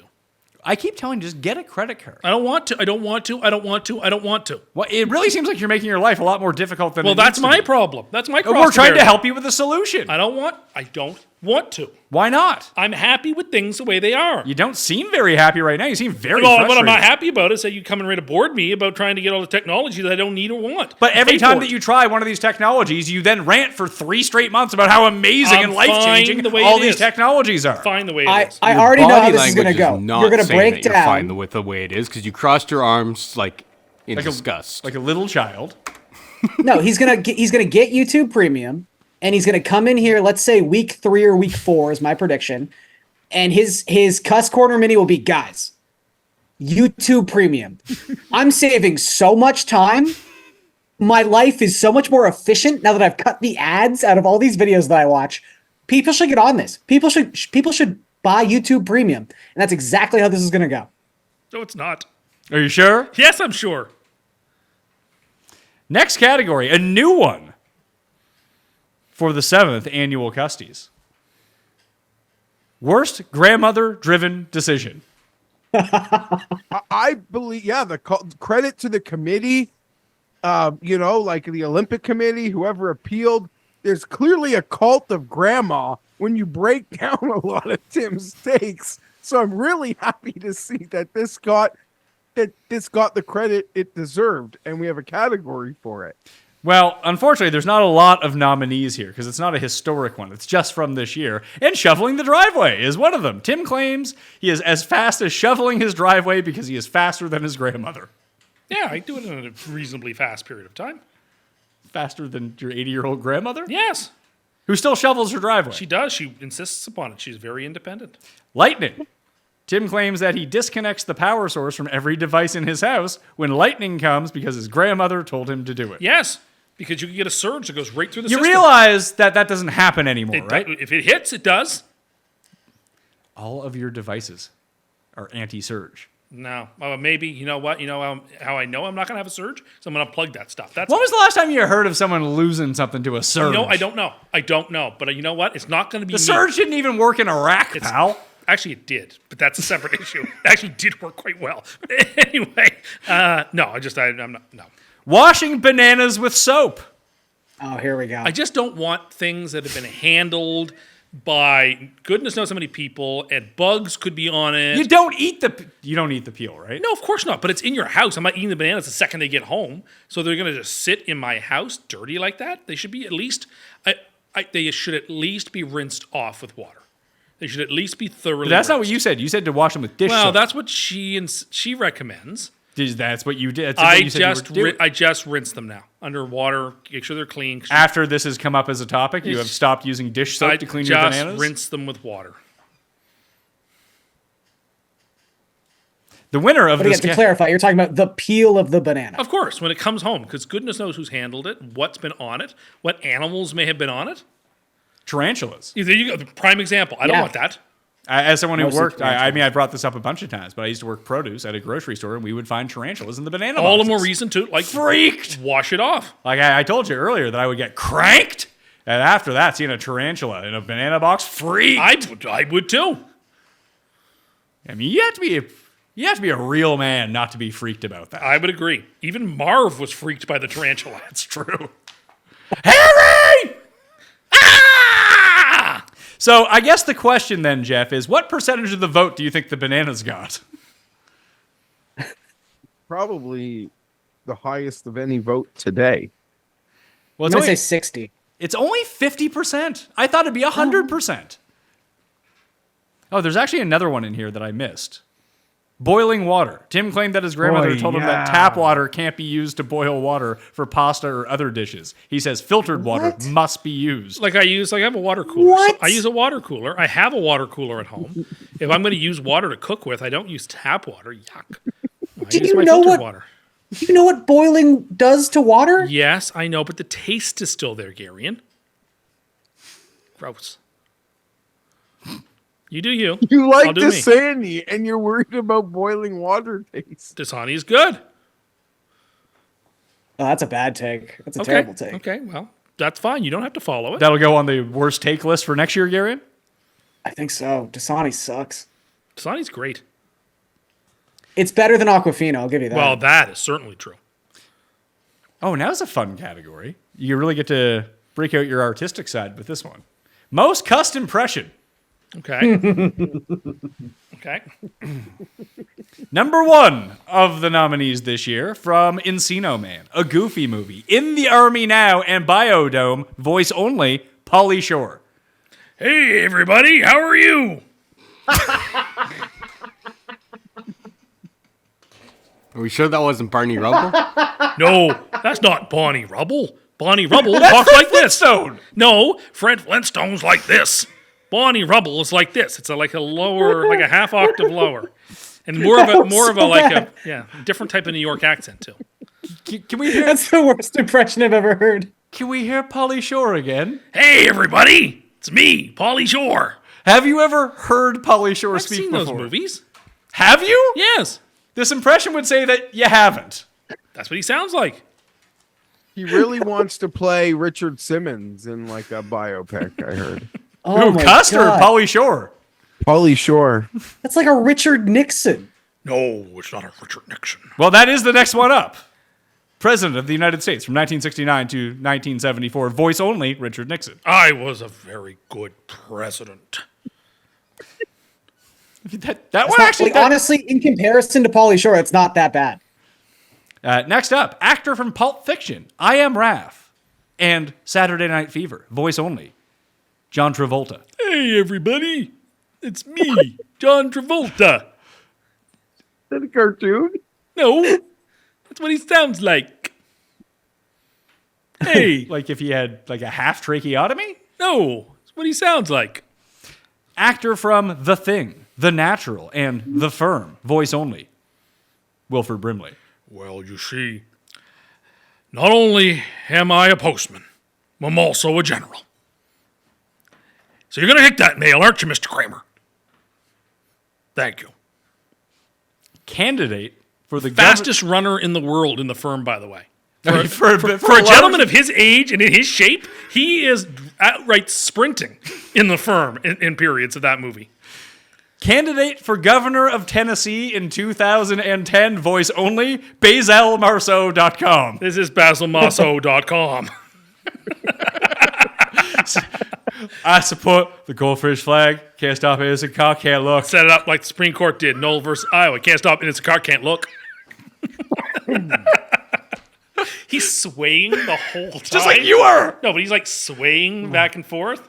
And now on our candidates, every candidate has to get their 1 minute on the evening news. I'm Basil Marceau, BasilMarceau.com. My name is BasilMasso.com. I want to be your governor. Stop traffic stops.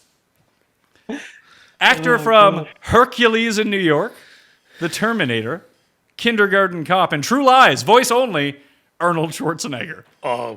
Nice to meet you. I was the governor of California.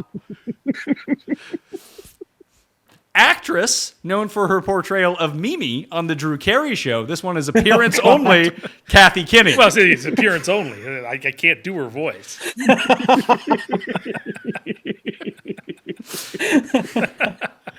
Finally, the last impression, extremely successful owner of Bargain Hunter's thrift store, appeared on A&E's Storage Wars. Nothing like Renee. him. Look, nothing like him at all. Nothing. The winner of this category, with 30% of the vote, Renee. Look, nothing like that guy. Put up your dukes. Hello, I'm Renee. Stop it. Number 2 is Richard Nixon. And Wilford Brimley was number 3. Okay. Which I would concede were your 2 best ones. Not Pauly Shore. Hey, everybody, it's me, Pauly Shore.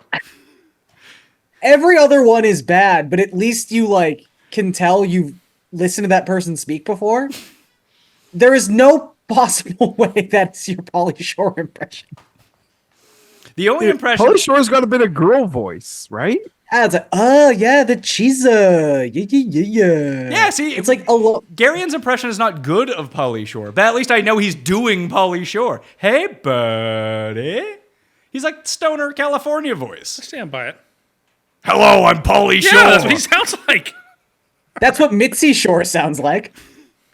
Nice. Most cuss story. Frozen mozzarella sticks. Tim was too impatient to wait to heat up food, so he ate The power was out. frozen mozzarella sticks. Power was out. I was hungry. How were they? Not good. Didn't do it again. Okay. Restaurant farewell tour. Tim claimed before McDonald's monopoly, Geoff, he he toured all of his other favorite fast food restaurant chains so he could say goodbye to them for now until the monopoly season had concluded. I love that. I love that so much. Holiday decorating. Garion Tim regularly decorates his house for holidays up to 2 months in advance of the holiday taking place. This is like the SEC of categories so far. This is just like banger after banger.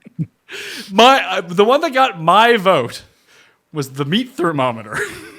Why was that weird? Tim was stunned at how cheap it was to get keys cut. He tipped the cashier due to his delight with the service, and when he gave his grandma the keys that he cut, she gave him a meat thermometer in return. Well, she said it's going to be like $40 or whatever to get these keys cut. And it was like, I don't know what keys cost. I've never had keys cut as far as I can remember. So I went to the store and it was like $2 a key or something. It's like, oh, this is like super cheap. And when she came back, she's going to give me this money. I said, no. Don't worry about it. She said, here, have a meat thermometer. It's like, oh, great. Why? It's a very useful tool. I use it all the time. For what? If I'm cooking chicken in the air fryer, I want to know exactly what temperature it's at when it's in there. You use it for stuff in the air fryer? Sure. Or in the oven, but in the air fryer too. If I want to make sure it's exactly at the right temperature, I won't eat food that's raw. Why did she have excess meat thermometers? That I do not know. That I don't know. Wait. What did you just say? You won't I don't eat want to food eat a that's food raw? that's too raw that could hurt me. You won't eat food that's raw? What was the first story? No, but that's not going to hurt me. I'm talking about It's chicken. raw. Are you sure that eating your raw mozzarella sticks won't hurt you? Well, eating raw chicken will get you sick. You also think that eating the yolk in an egg will make you sick? Yeah, I won't do that. No. I'll eat the yolk, just it has to be cooked. I don't eat raw yolks. It's bad. It didn't hurt Rocky. He's shredded. He lost that fight, by the way. But then he ended up coming back and winning the world championship. Yeah. And he ended the Cold War, eating raw eggs. Anyway, go ahead, eat them all you want. I don't like them. Venmo. Tim thought that Venmo was a method of moving cryptocurrency and refused to download the app, which is not exactly true of what Tim said, Geoff. He thought that Venmo was a cryptocurrency. Yeah, that was good. That was good stuff. He would not get involved with Venmo because he doesn't do crypto. But I'm not wrong here. Venmo, you can't use Venmo in Canada, right? No, correct. You can't. I believe it's Yeah, only... so I give him a slight pass on this How would one, I know what it maybe. was? I mean, we all know what it is. We all live in Canada. Producer Megan. Paul was away. Producer Megan stepped in. Tim was explaining how he lives his day-to-day life, and producer Megan was very confused about multiple things that Tim was doing. Tim instinctively apologized for how he lives his life. That did happen. Felt like I needed to apologize for all the decisions I make and the life I lead. Two more. Gary, and you're not wrong here. Tim discovering screen mirroring on his phone and assumed it had just come out. I hadn't seen it before. And Geoff and I playing along, and Paul, that we had never heard of. I had never seen it before. Fantastic. It's Fantastic so cool. invention before. It's really cool. But you use it to... So from what I gather is that you'll pull up like Netflix on your phone. And then cast it to my TV. Why don't you just use the Netflix on your TV? It's not just Netflix, YouTube as well. Why don't you use YouTube on your TV? There's buttons for it. I'm on my phone. If you're mirroring it, you're not going to get the same quality or sound that you would coming out of Whatever, the TV. it works, And you're great. taking an extra step. Whatever. It works. I like it. But it's so much easier to use the YouTube app. Whatever. I mean, whatever. We're telling you how you can use the app. I don't use the app. I use what I use. I use the app on my phone. If your grandmother told you to do this, you'd do it. Yeah, it's true. We're telling you there's a much easier way to do this. Maybe there is, but like it works for me, so it's fine. Do you think the other way doesn't work? I'm We're not saying it giving you doesn't. bad advice on it? No, I'm just saying what I do works, so whatever. Cake in the freezer. Apparently you keep birthday cake God. in the freezer to break out for company when they arrive. How have the last few frozen cakes gone for you? I'm throwing them out. But it's still plus EV move? I still think in the long run it will be. Who the fuck You know wants what? your Tim, frozen the fuck? freezer cake? Tim, Those Tim, things this are is a like- rock.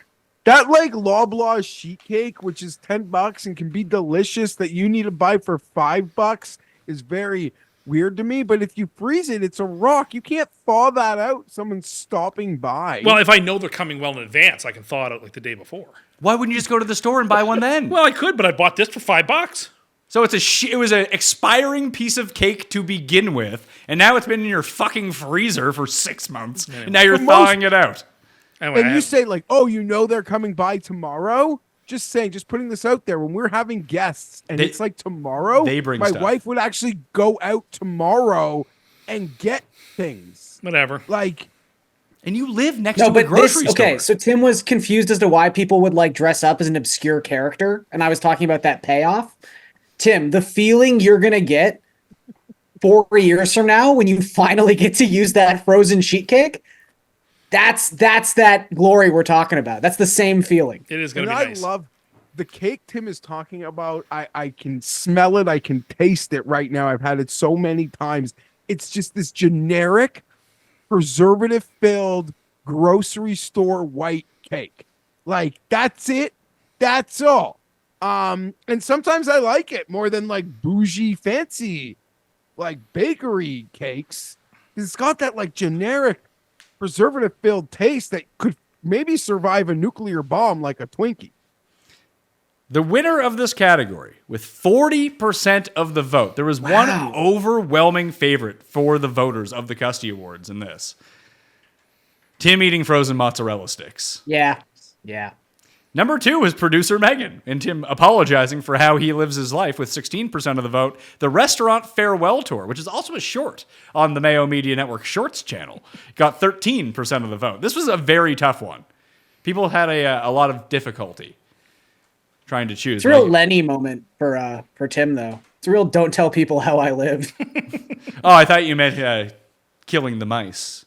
I have something really embarrassing to kind of admit, but Tim might be really jealous. With the mobile ordering, with the fast foods, it has your name, okay? I don't like that. And so if you're making a mobile order, like they just kind of see your name, and therefore they kind of know your name at this point. Garion might know exactly where I'm going here.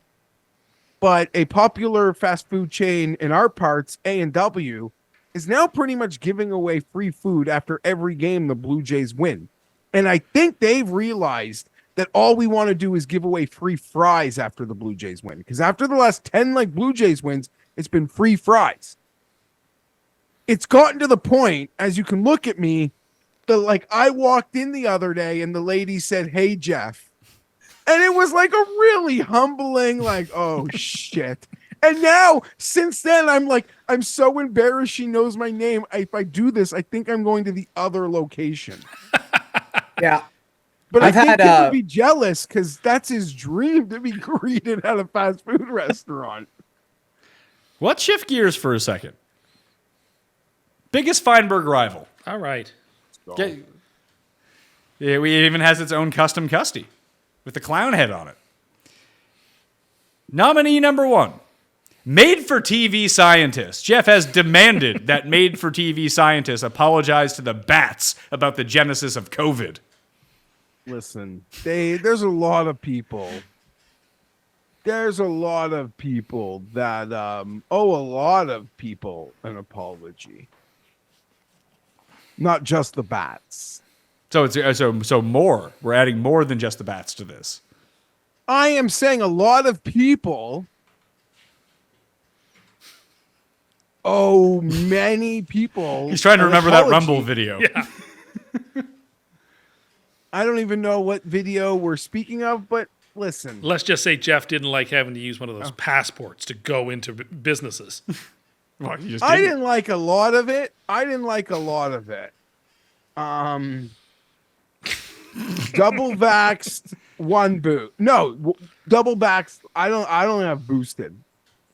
Maybe I told my wife I boosted. I think I boosted. I wouldn't be proud of it.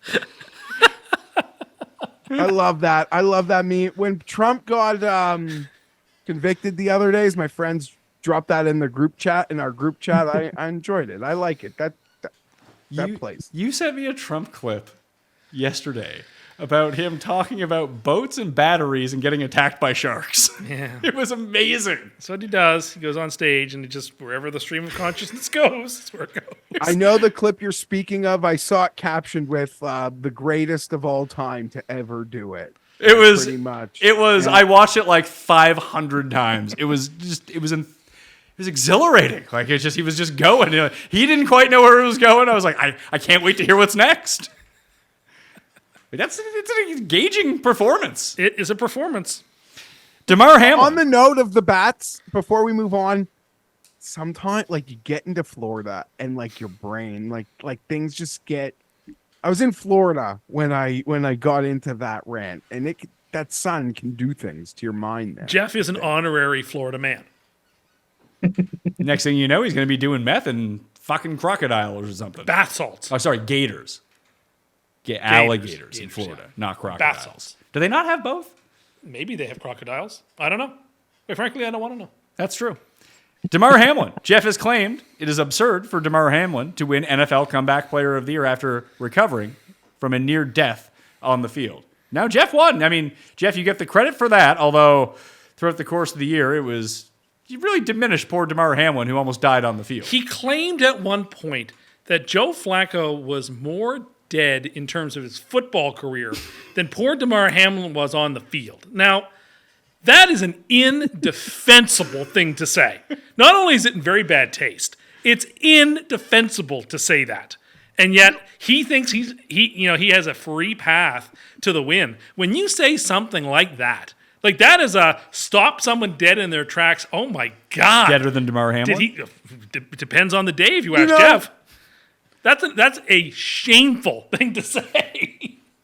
And I gotta say, I'll call out Pizzola here a little bit in the sense that I gave his hammer betting network literally probably the first place on the internet to take shots at DeMar Hamlin winning the award. Like the Neil Armstrong of the DeMar Hamlin debate. And, they just wanted to sit on it. They just wanted to sit on it, which is cool. But yeah, listen, maybe I said things that got kind of out of hand and then things got played with and then words got used in ways they weren't meant to be. But out of the gate, I was dead on. It took me 2 weeks to literally yes, he didn't win the award, but true people who understood what was going on there knew I already won in October. Like the moment he got to minus 150 a month into the season, everything I said came true. It would be harder to truly be more accurate about anything on the totality of the entire process than I was with that. My favorite part about this category is Jeff arguing how these people aren't actually his rivals the entire time. No, hold on a second. Like Jeff, the next nominee is your sister. Jeff refused to take his nephew to a game featuring his two favorite teams and then claimed he preferred the Los Angeles Chargers to his sister. No one, yeah. I mean, I don't even... There's a lot to unpack there. Yes, there is. San Diego to LA. I traveled. I didn't have a driver's license. I didn't know it expired. I went to the car rental place. I didn't have a driver's license. I'm not the kid's father. I never promised. Anyone who knows me knows that I take care of. I do my part on that end in terms of sporting. And again, San Diego to LA to walk. I don't even remember the coaches. I don't even remember the fucking coach's name after we fired Rat Fink. Skip or Lem Gif. or Kip or Gif or something like that. Oh yeah, Gif. Oh, yeah. Gif Smith and Easton Stick. Not a chance. It was a great game, Not a chance. And I have a problem. I was at a Blue Jays game the other day versus the Orioles. Beautiful night. Dome's open. I just care too much. They suck. They're getting their ass kicked. Most normal human beings could sit there in that environment, just be like, it's a beautiful night. You're at the ballpark. You can enjoy it. No, I don't work like that. Somebody with their child was sitting in front of you and that enraged you? What happened? Was someone sitting in front of you with their child and that it enraged you? No. Can I say that Jeff very graciously gave me a set of his tickets earlier this season? Just amazing seats, best seats I've ever sat in my entire life. And immediately upon sitting down, a couple sat right next to me with their baby and proudly announced it was their baby's first game. Wow. And I started dying laughing inside because I'm like, I'm so happy I'm here and Jeff is not. There's one thing Jeff does not Garion approve of. It's attest. babies at the ballpark. Yeah, and Garion can attest there's not many. It's not, there's only one row in front of you, so you're not very likely to get a kid in front of you as well. But I don't, what we're talking about. You can afford the tickets. You spent $20 on the center. And get a center. Leave him at home.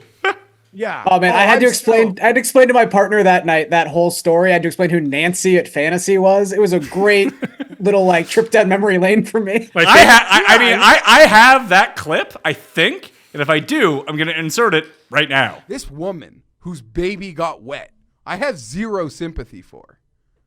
You're in the first row in the actions behind the plate. Your ticket costs like $1,200. Pull out a 20 and pay a damn sitter. I'm with you. Even just the... Do I think it's great if someone got hurt or hit in the head with a beer can? No. The morning after, was it short-sighted and stupid? Yes. But you're a pretentious loser, a prick, if you bring your baby to that freaking game. Hopefully the people are seeing My that. favorite tweet from that evening is when the people started running on the field after after Martin threw the ball back and he hit the bat and a run scored, and you wrote, "Geoff is running on the field right now." It's like there's a non-zero chance that he's done this. Next up, Geoff, and your biggest rivals, Jay Monahan, who you accused of faking an illness and disrespecting the legacy of 9/11 by his dealings with Live Golf and the DP World Tour. Okay, here's the thing. I told you I might say something tonight that Tim can campaign on. Maybe I've done it earlier. I will do it again. I do not care. People are coming at me this week using the death. Rest in peace, Grayson Murray. Using the death of Grayson Murray as a reason why I shouldn't be going after Jay Monahan for leaving with a tummy ache. That's bullshit. That's bullshit. I won't stand for that. I won't stand for that one bit. Grayson Murray might have had problems. He did not use 9/11 families. He did not. I love golf. I love the PGA Tour. In some ways, the PGA Tour is like a team that I like. Obviously, it's more built on players. This guy's in charge. In the same way, I'll come at the people in charge of the favorite teams that you'll watch this show for. I'm coming at this. I called someone else a rat fink a minute ago. This is the true rat fink of the entire operation. He used 9/11 families because he was bad at business, because he got caught off guard. And then he railroaded them. And he went home with a tummy ache in corporate America. You can't lose the Sanderson account and then tell your boss you're going home for a month, 2 months. The fact, like, I actually get really angry thinking about it. I'm so mad at the PGA Tour players for giving this guy another fucking chance, okay? All of you. Some of you like to be on Twitter. You're Michael Kims, you're Dylan Woos, you're Max fucking Homas. You're all spineless. You're all spineless for allowing that guy to still be in charge. And in this last week, what did he do? He sent out like a statement that says nothing. It says nothing. This guy is the worst. I don't have any sympathy for, he had panic attacks because he was shit at his job. Like, he fucked up. There should be no second life here. And the fact, what bugs me almost the most is him and his cronies. They want to bully Rory McIlroy, who they railroaded this guy. They railroaded. Rory McIlroy took so many bullets for him. They should get on their hands and knees for Rory. But no, I got to see quotes from fucking Patrick Cantley and Kevin Streelman. Spineless fucks. The whole group of them. If Monahan doesn't win this award, you all failed. Because I didn't hate anyone in the last year more than him. I mean it. You all lost the plot. That's not true. MFHMF. If you know what that means, you're good. If not, don't worry about it. Motherfuck Hamas, motherfuck. But Jay Monahan truly takes the cake. Like, nothing bugged me more than this. That rant reminds me of my favorite clip / GIF of that bowler who screams after the perfect game, "Who do you think you are? I am!" I can't believe he has his job. Well, now we know who your biggest rival is next year. All the spineless PGA Tour players. To quote Amber Waves about Dirk Diggler, he's a man of passion.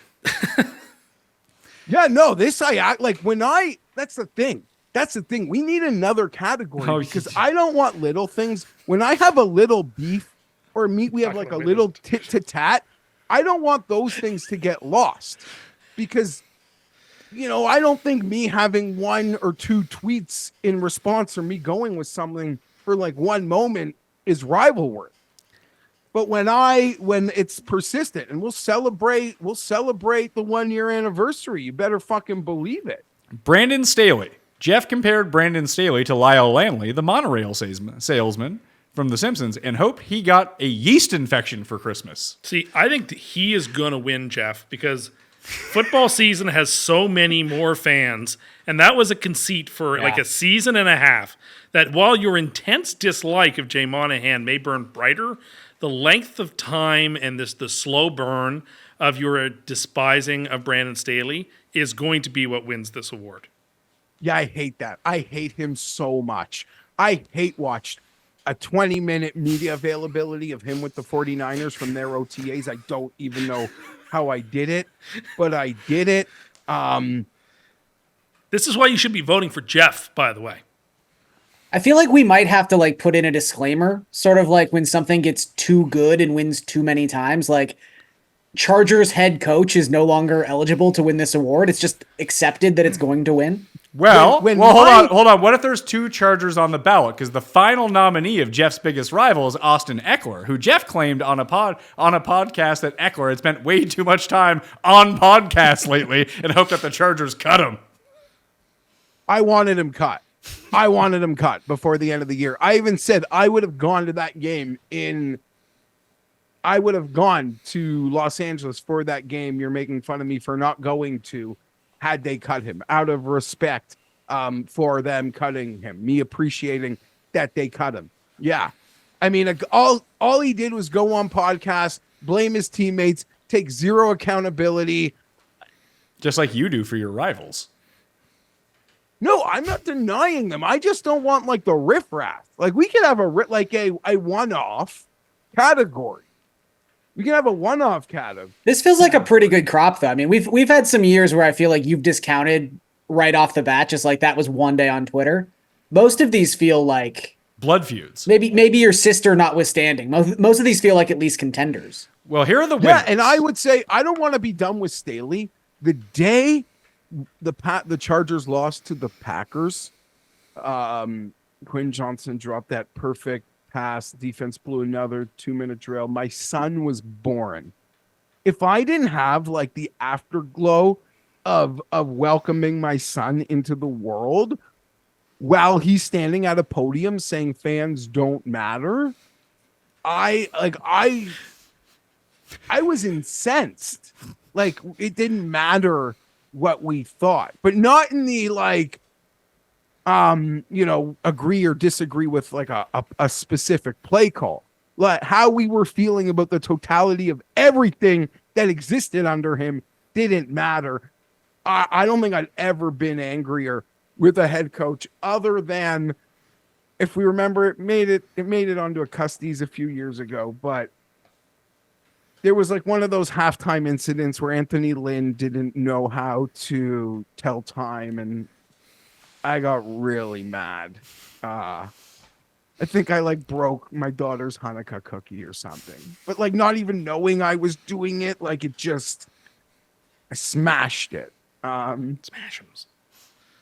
So there, whatever. Well, good luck next year, Tim. Good luck, pal. In the third, what about this year? Sure, this year, but this last. Are you saying are you saying that you might be trying to start a dynasty of Most Insane? No, what I'm saying is what's happened in the last like 8 minutes can't hurt me until next year. True. That's what I meant by that. Yeah, I'm a little paranoid about what could be happening in the next 10 minutes, but in terms of what I just did, I have a year to recover from it, I guess. Well, not quite a year, but plenty of time. And, Tim's liking, soft plain cheese sandwiches instead of grilled cheese. So I got a lot of mess ups that I can clean up. Coming in third for Jeff's biggest rival was Brandon Staley with 17% of the vote. With 18% of the vote made for TV scientists.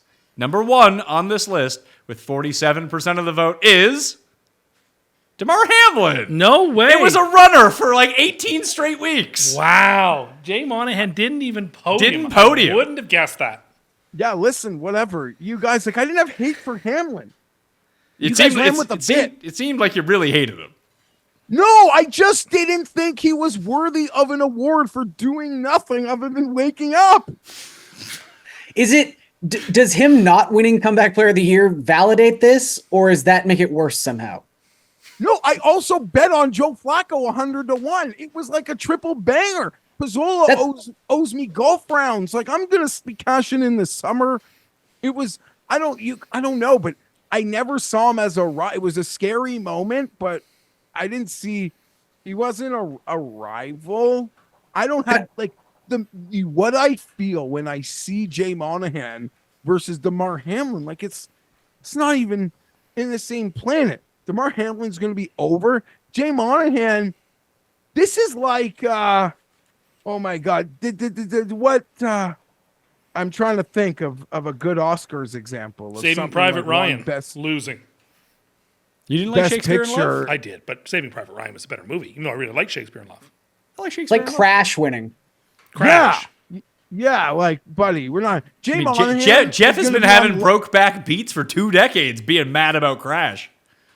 Yeah, Jay Monahan is honestly like an incident away from getting to Darren Rovell for me on like a legacy standpoint. Well, maybe I think this is the last time we're ever going to talk about. Sorry, Pat. I was going to say this is the last time we're ever going to talk about NFL Comeback Player of the Year for the 2023 season. Can I just say briefly that I still think Tua should have won. Like, the guy led the NFL in passing yards a year after everyone was like, that dude needs to retire. And they basically like created a set of rules almost like protecting this one quarterback. He got tackled one time and his hands did like Yeah, he ended up with this, like, and everyone freaked out for he like ended up 4 with- weeks. He ended up with thriller hands on the ground. And we thought that was the end of poor Tua. I mean, he's literally an MVP favorite at the midway off of that. So I kind of agree with Garion to a certain. Okay, we got to get this certain moving extent along there. here. That category went much longer than I thought. Best Cuss Corner, a little palate cleanser here before we get to the big one. Cuss Corner 41, reservations, elevator operators, chip dip, customer service, and NyQuil on chicken. I don't remember the last one. It was a thing you saw on TikTok. Oh, okay. Cuss Corner 42, McDonald's Monopoly, Bingo, craft beer, dry shampoo, garbage, Halloween, and Elon Musk. Cuss Corner 43, Black Friday, backup phones, which came up today in our conversation, express lanes, potlucks, mini cans, and app updates. Cuss Corner 44, Cuss Dream Home, Chicken Big Mac, portion sizes, tipping, and heated driveways. That's going to win. And Cuss Corner 45, which Garion was on, F1, fast planes, supermarkets, pennies, and sidewalks. No, 44 is going to win.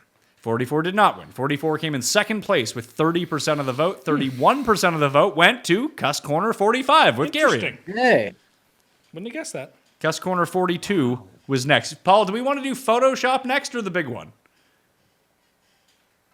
Your call, buddy. Do you have the Photoshop ones in there? I've got them, but it's going to be probably tricky to keep up, but I'll try. Oh, well, we'll just do it with you through it. We'll go to best Photoshop of the year.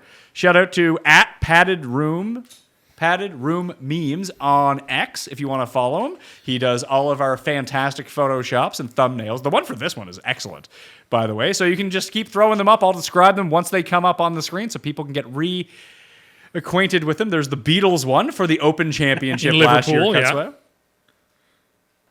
And this was the Flock of Seagulls for Tambo and I at the Open Championship.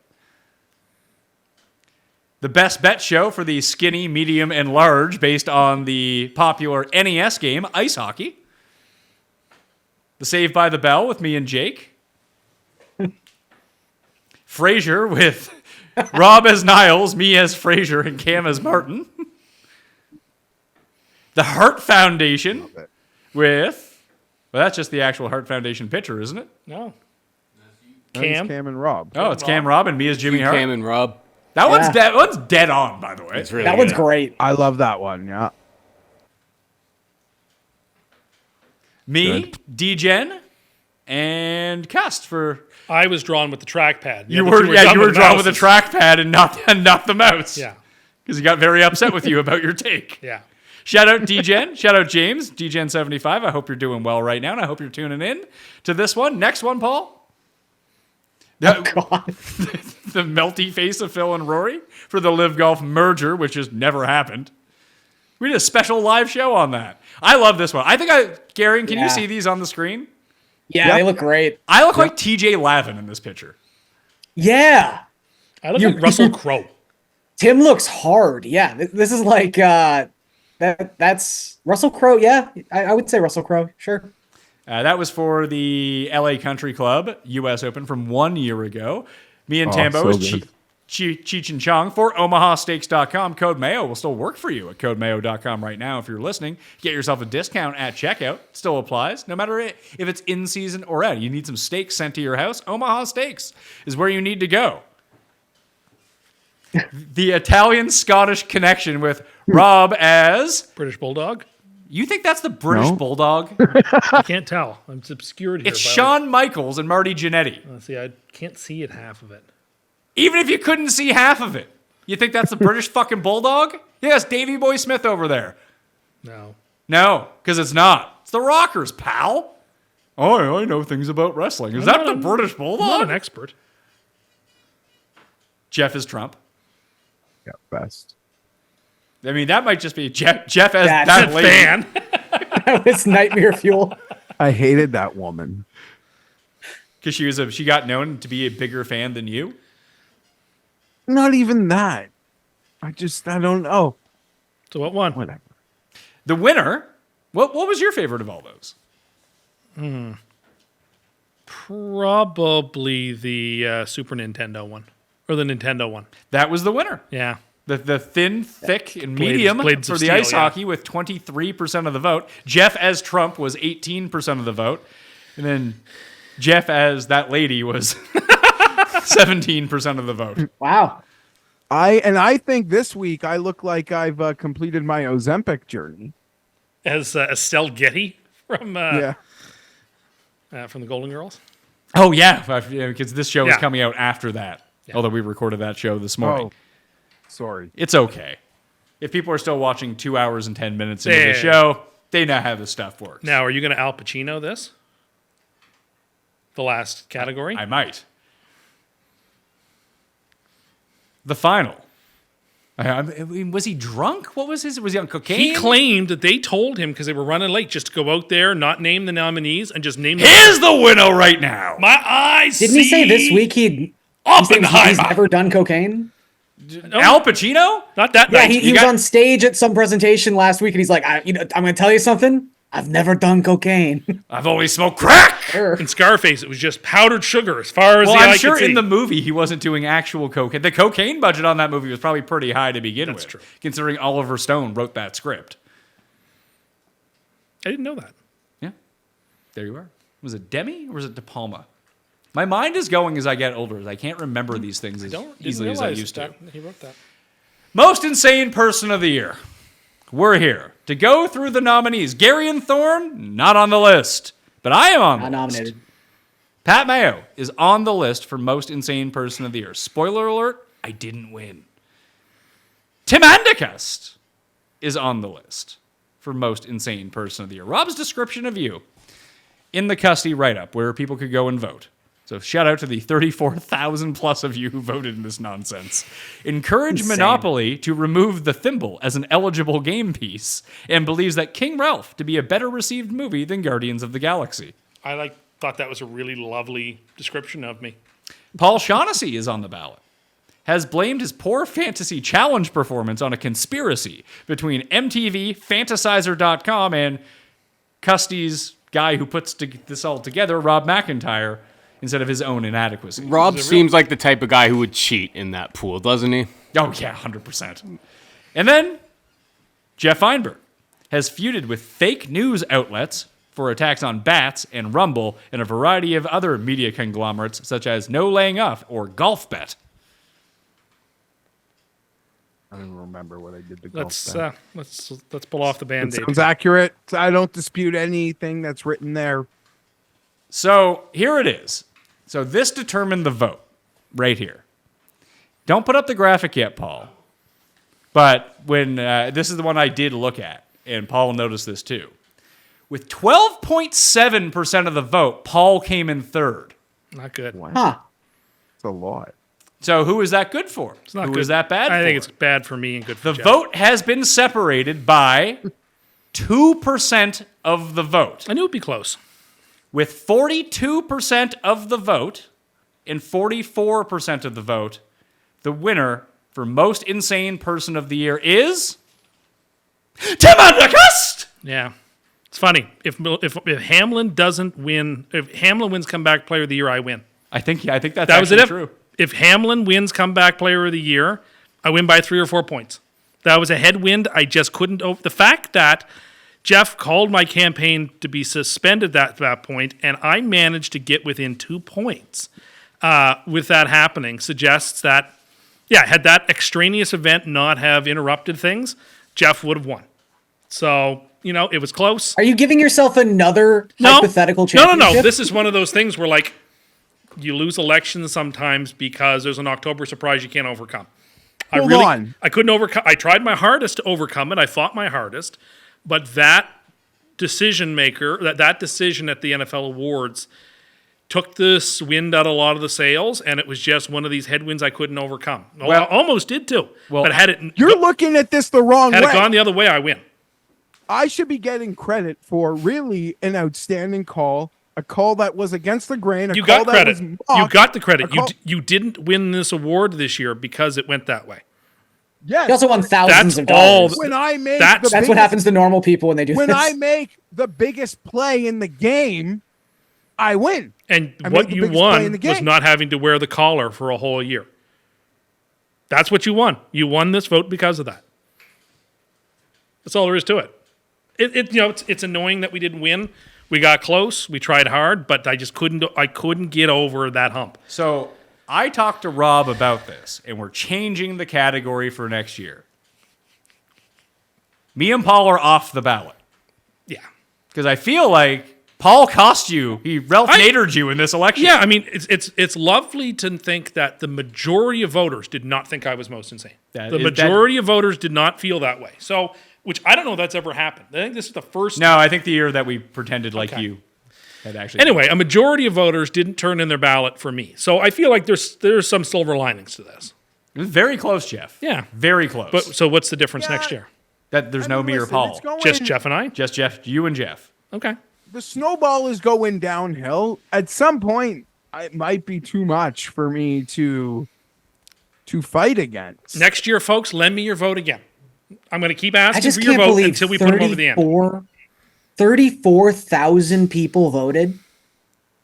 Like, and only not to get 14,000 of them voted for me.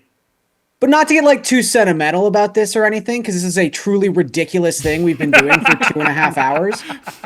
But I'll always remember the first time I met Pat in college, he was just smoking a cigarette outside.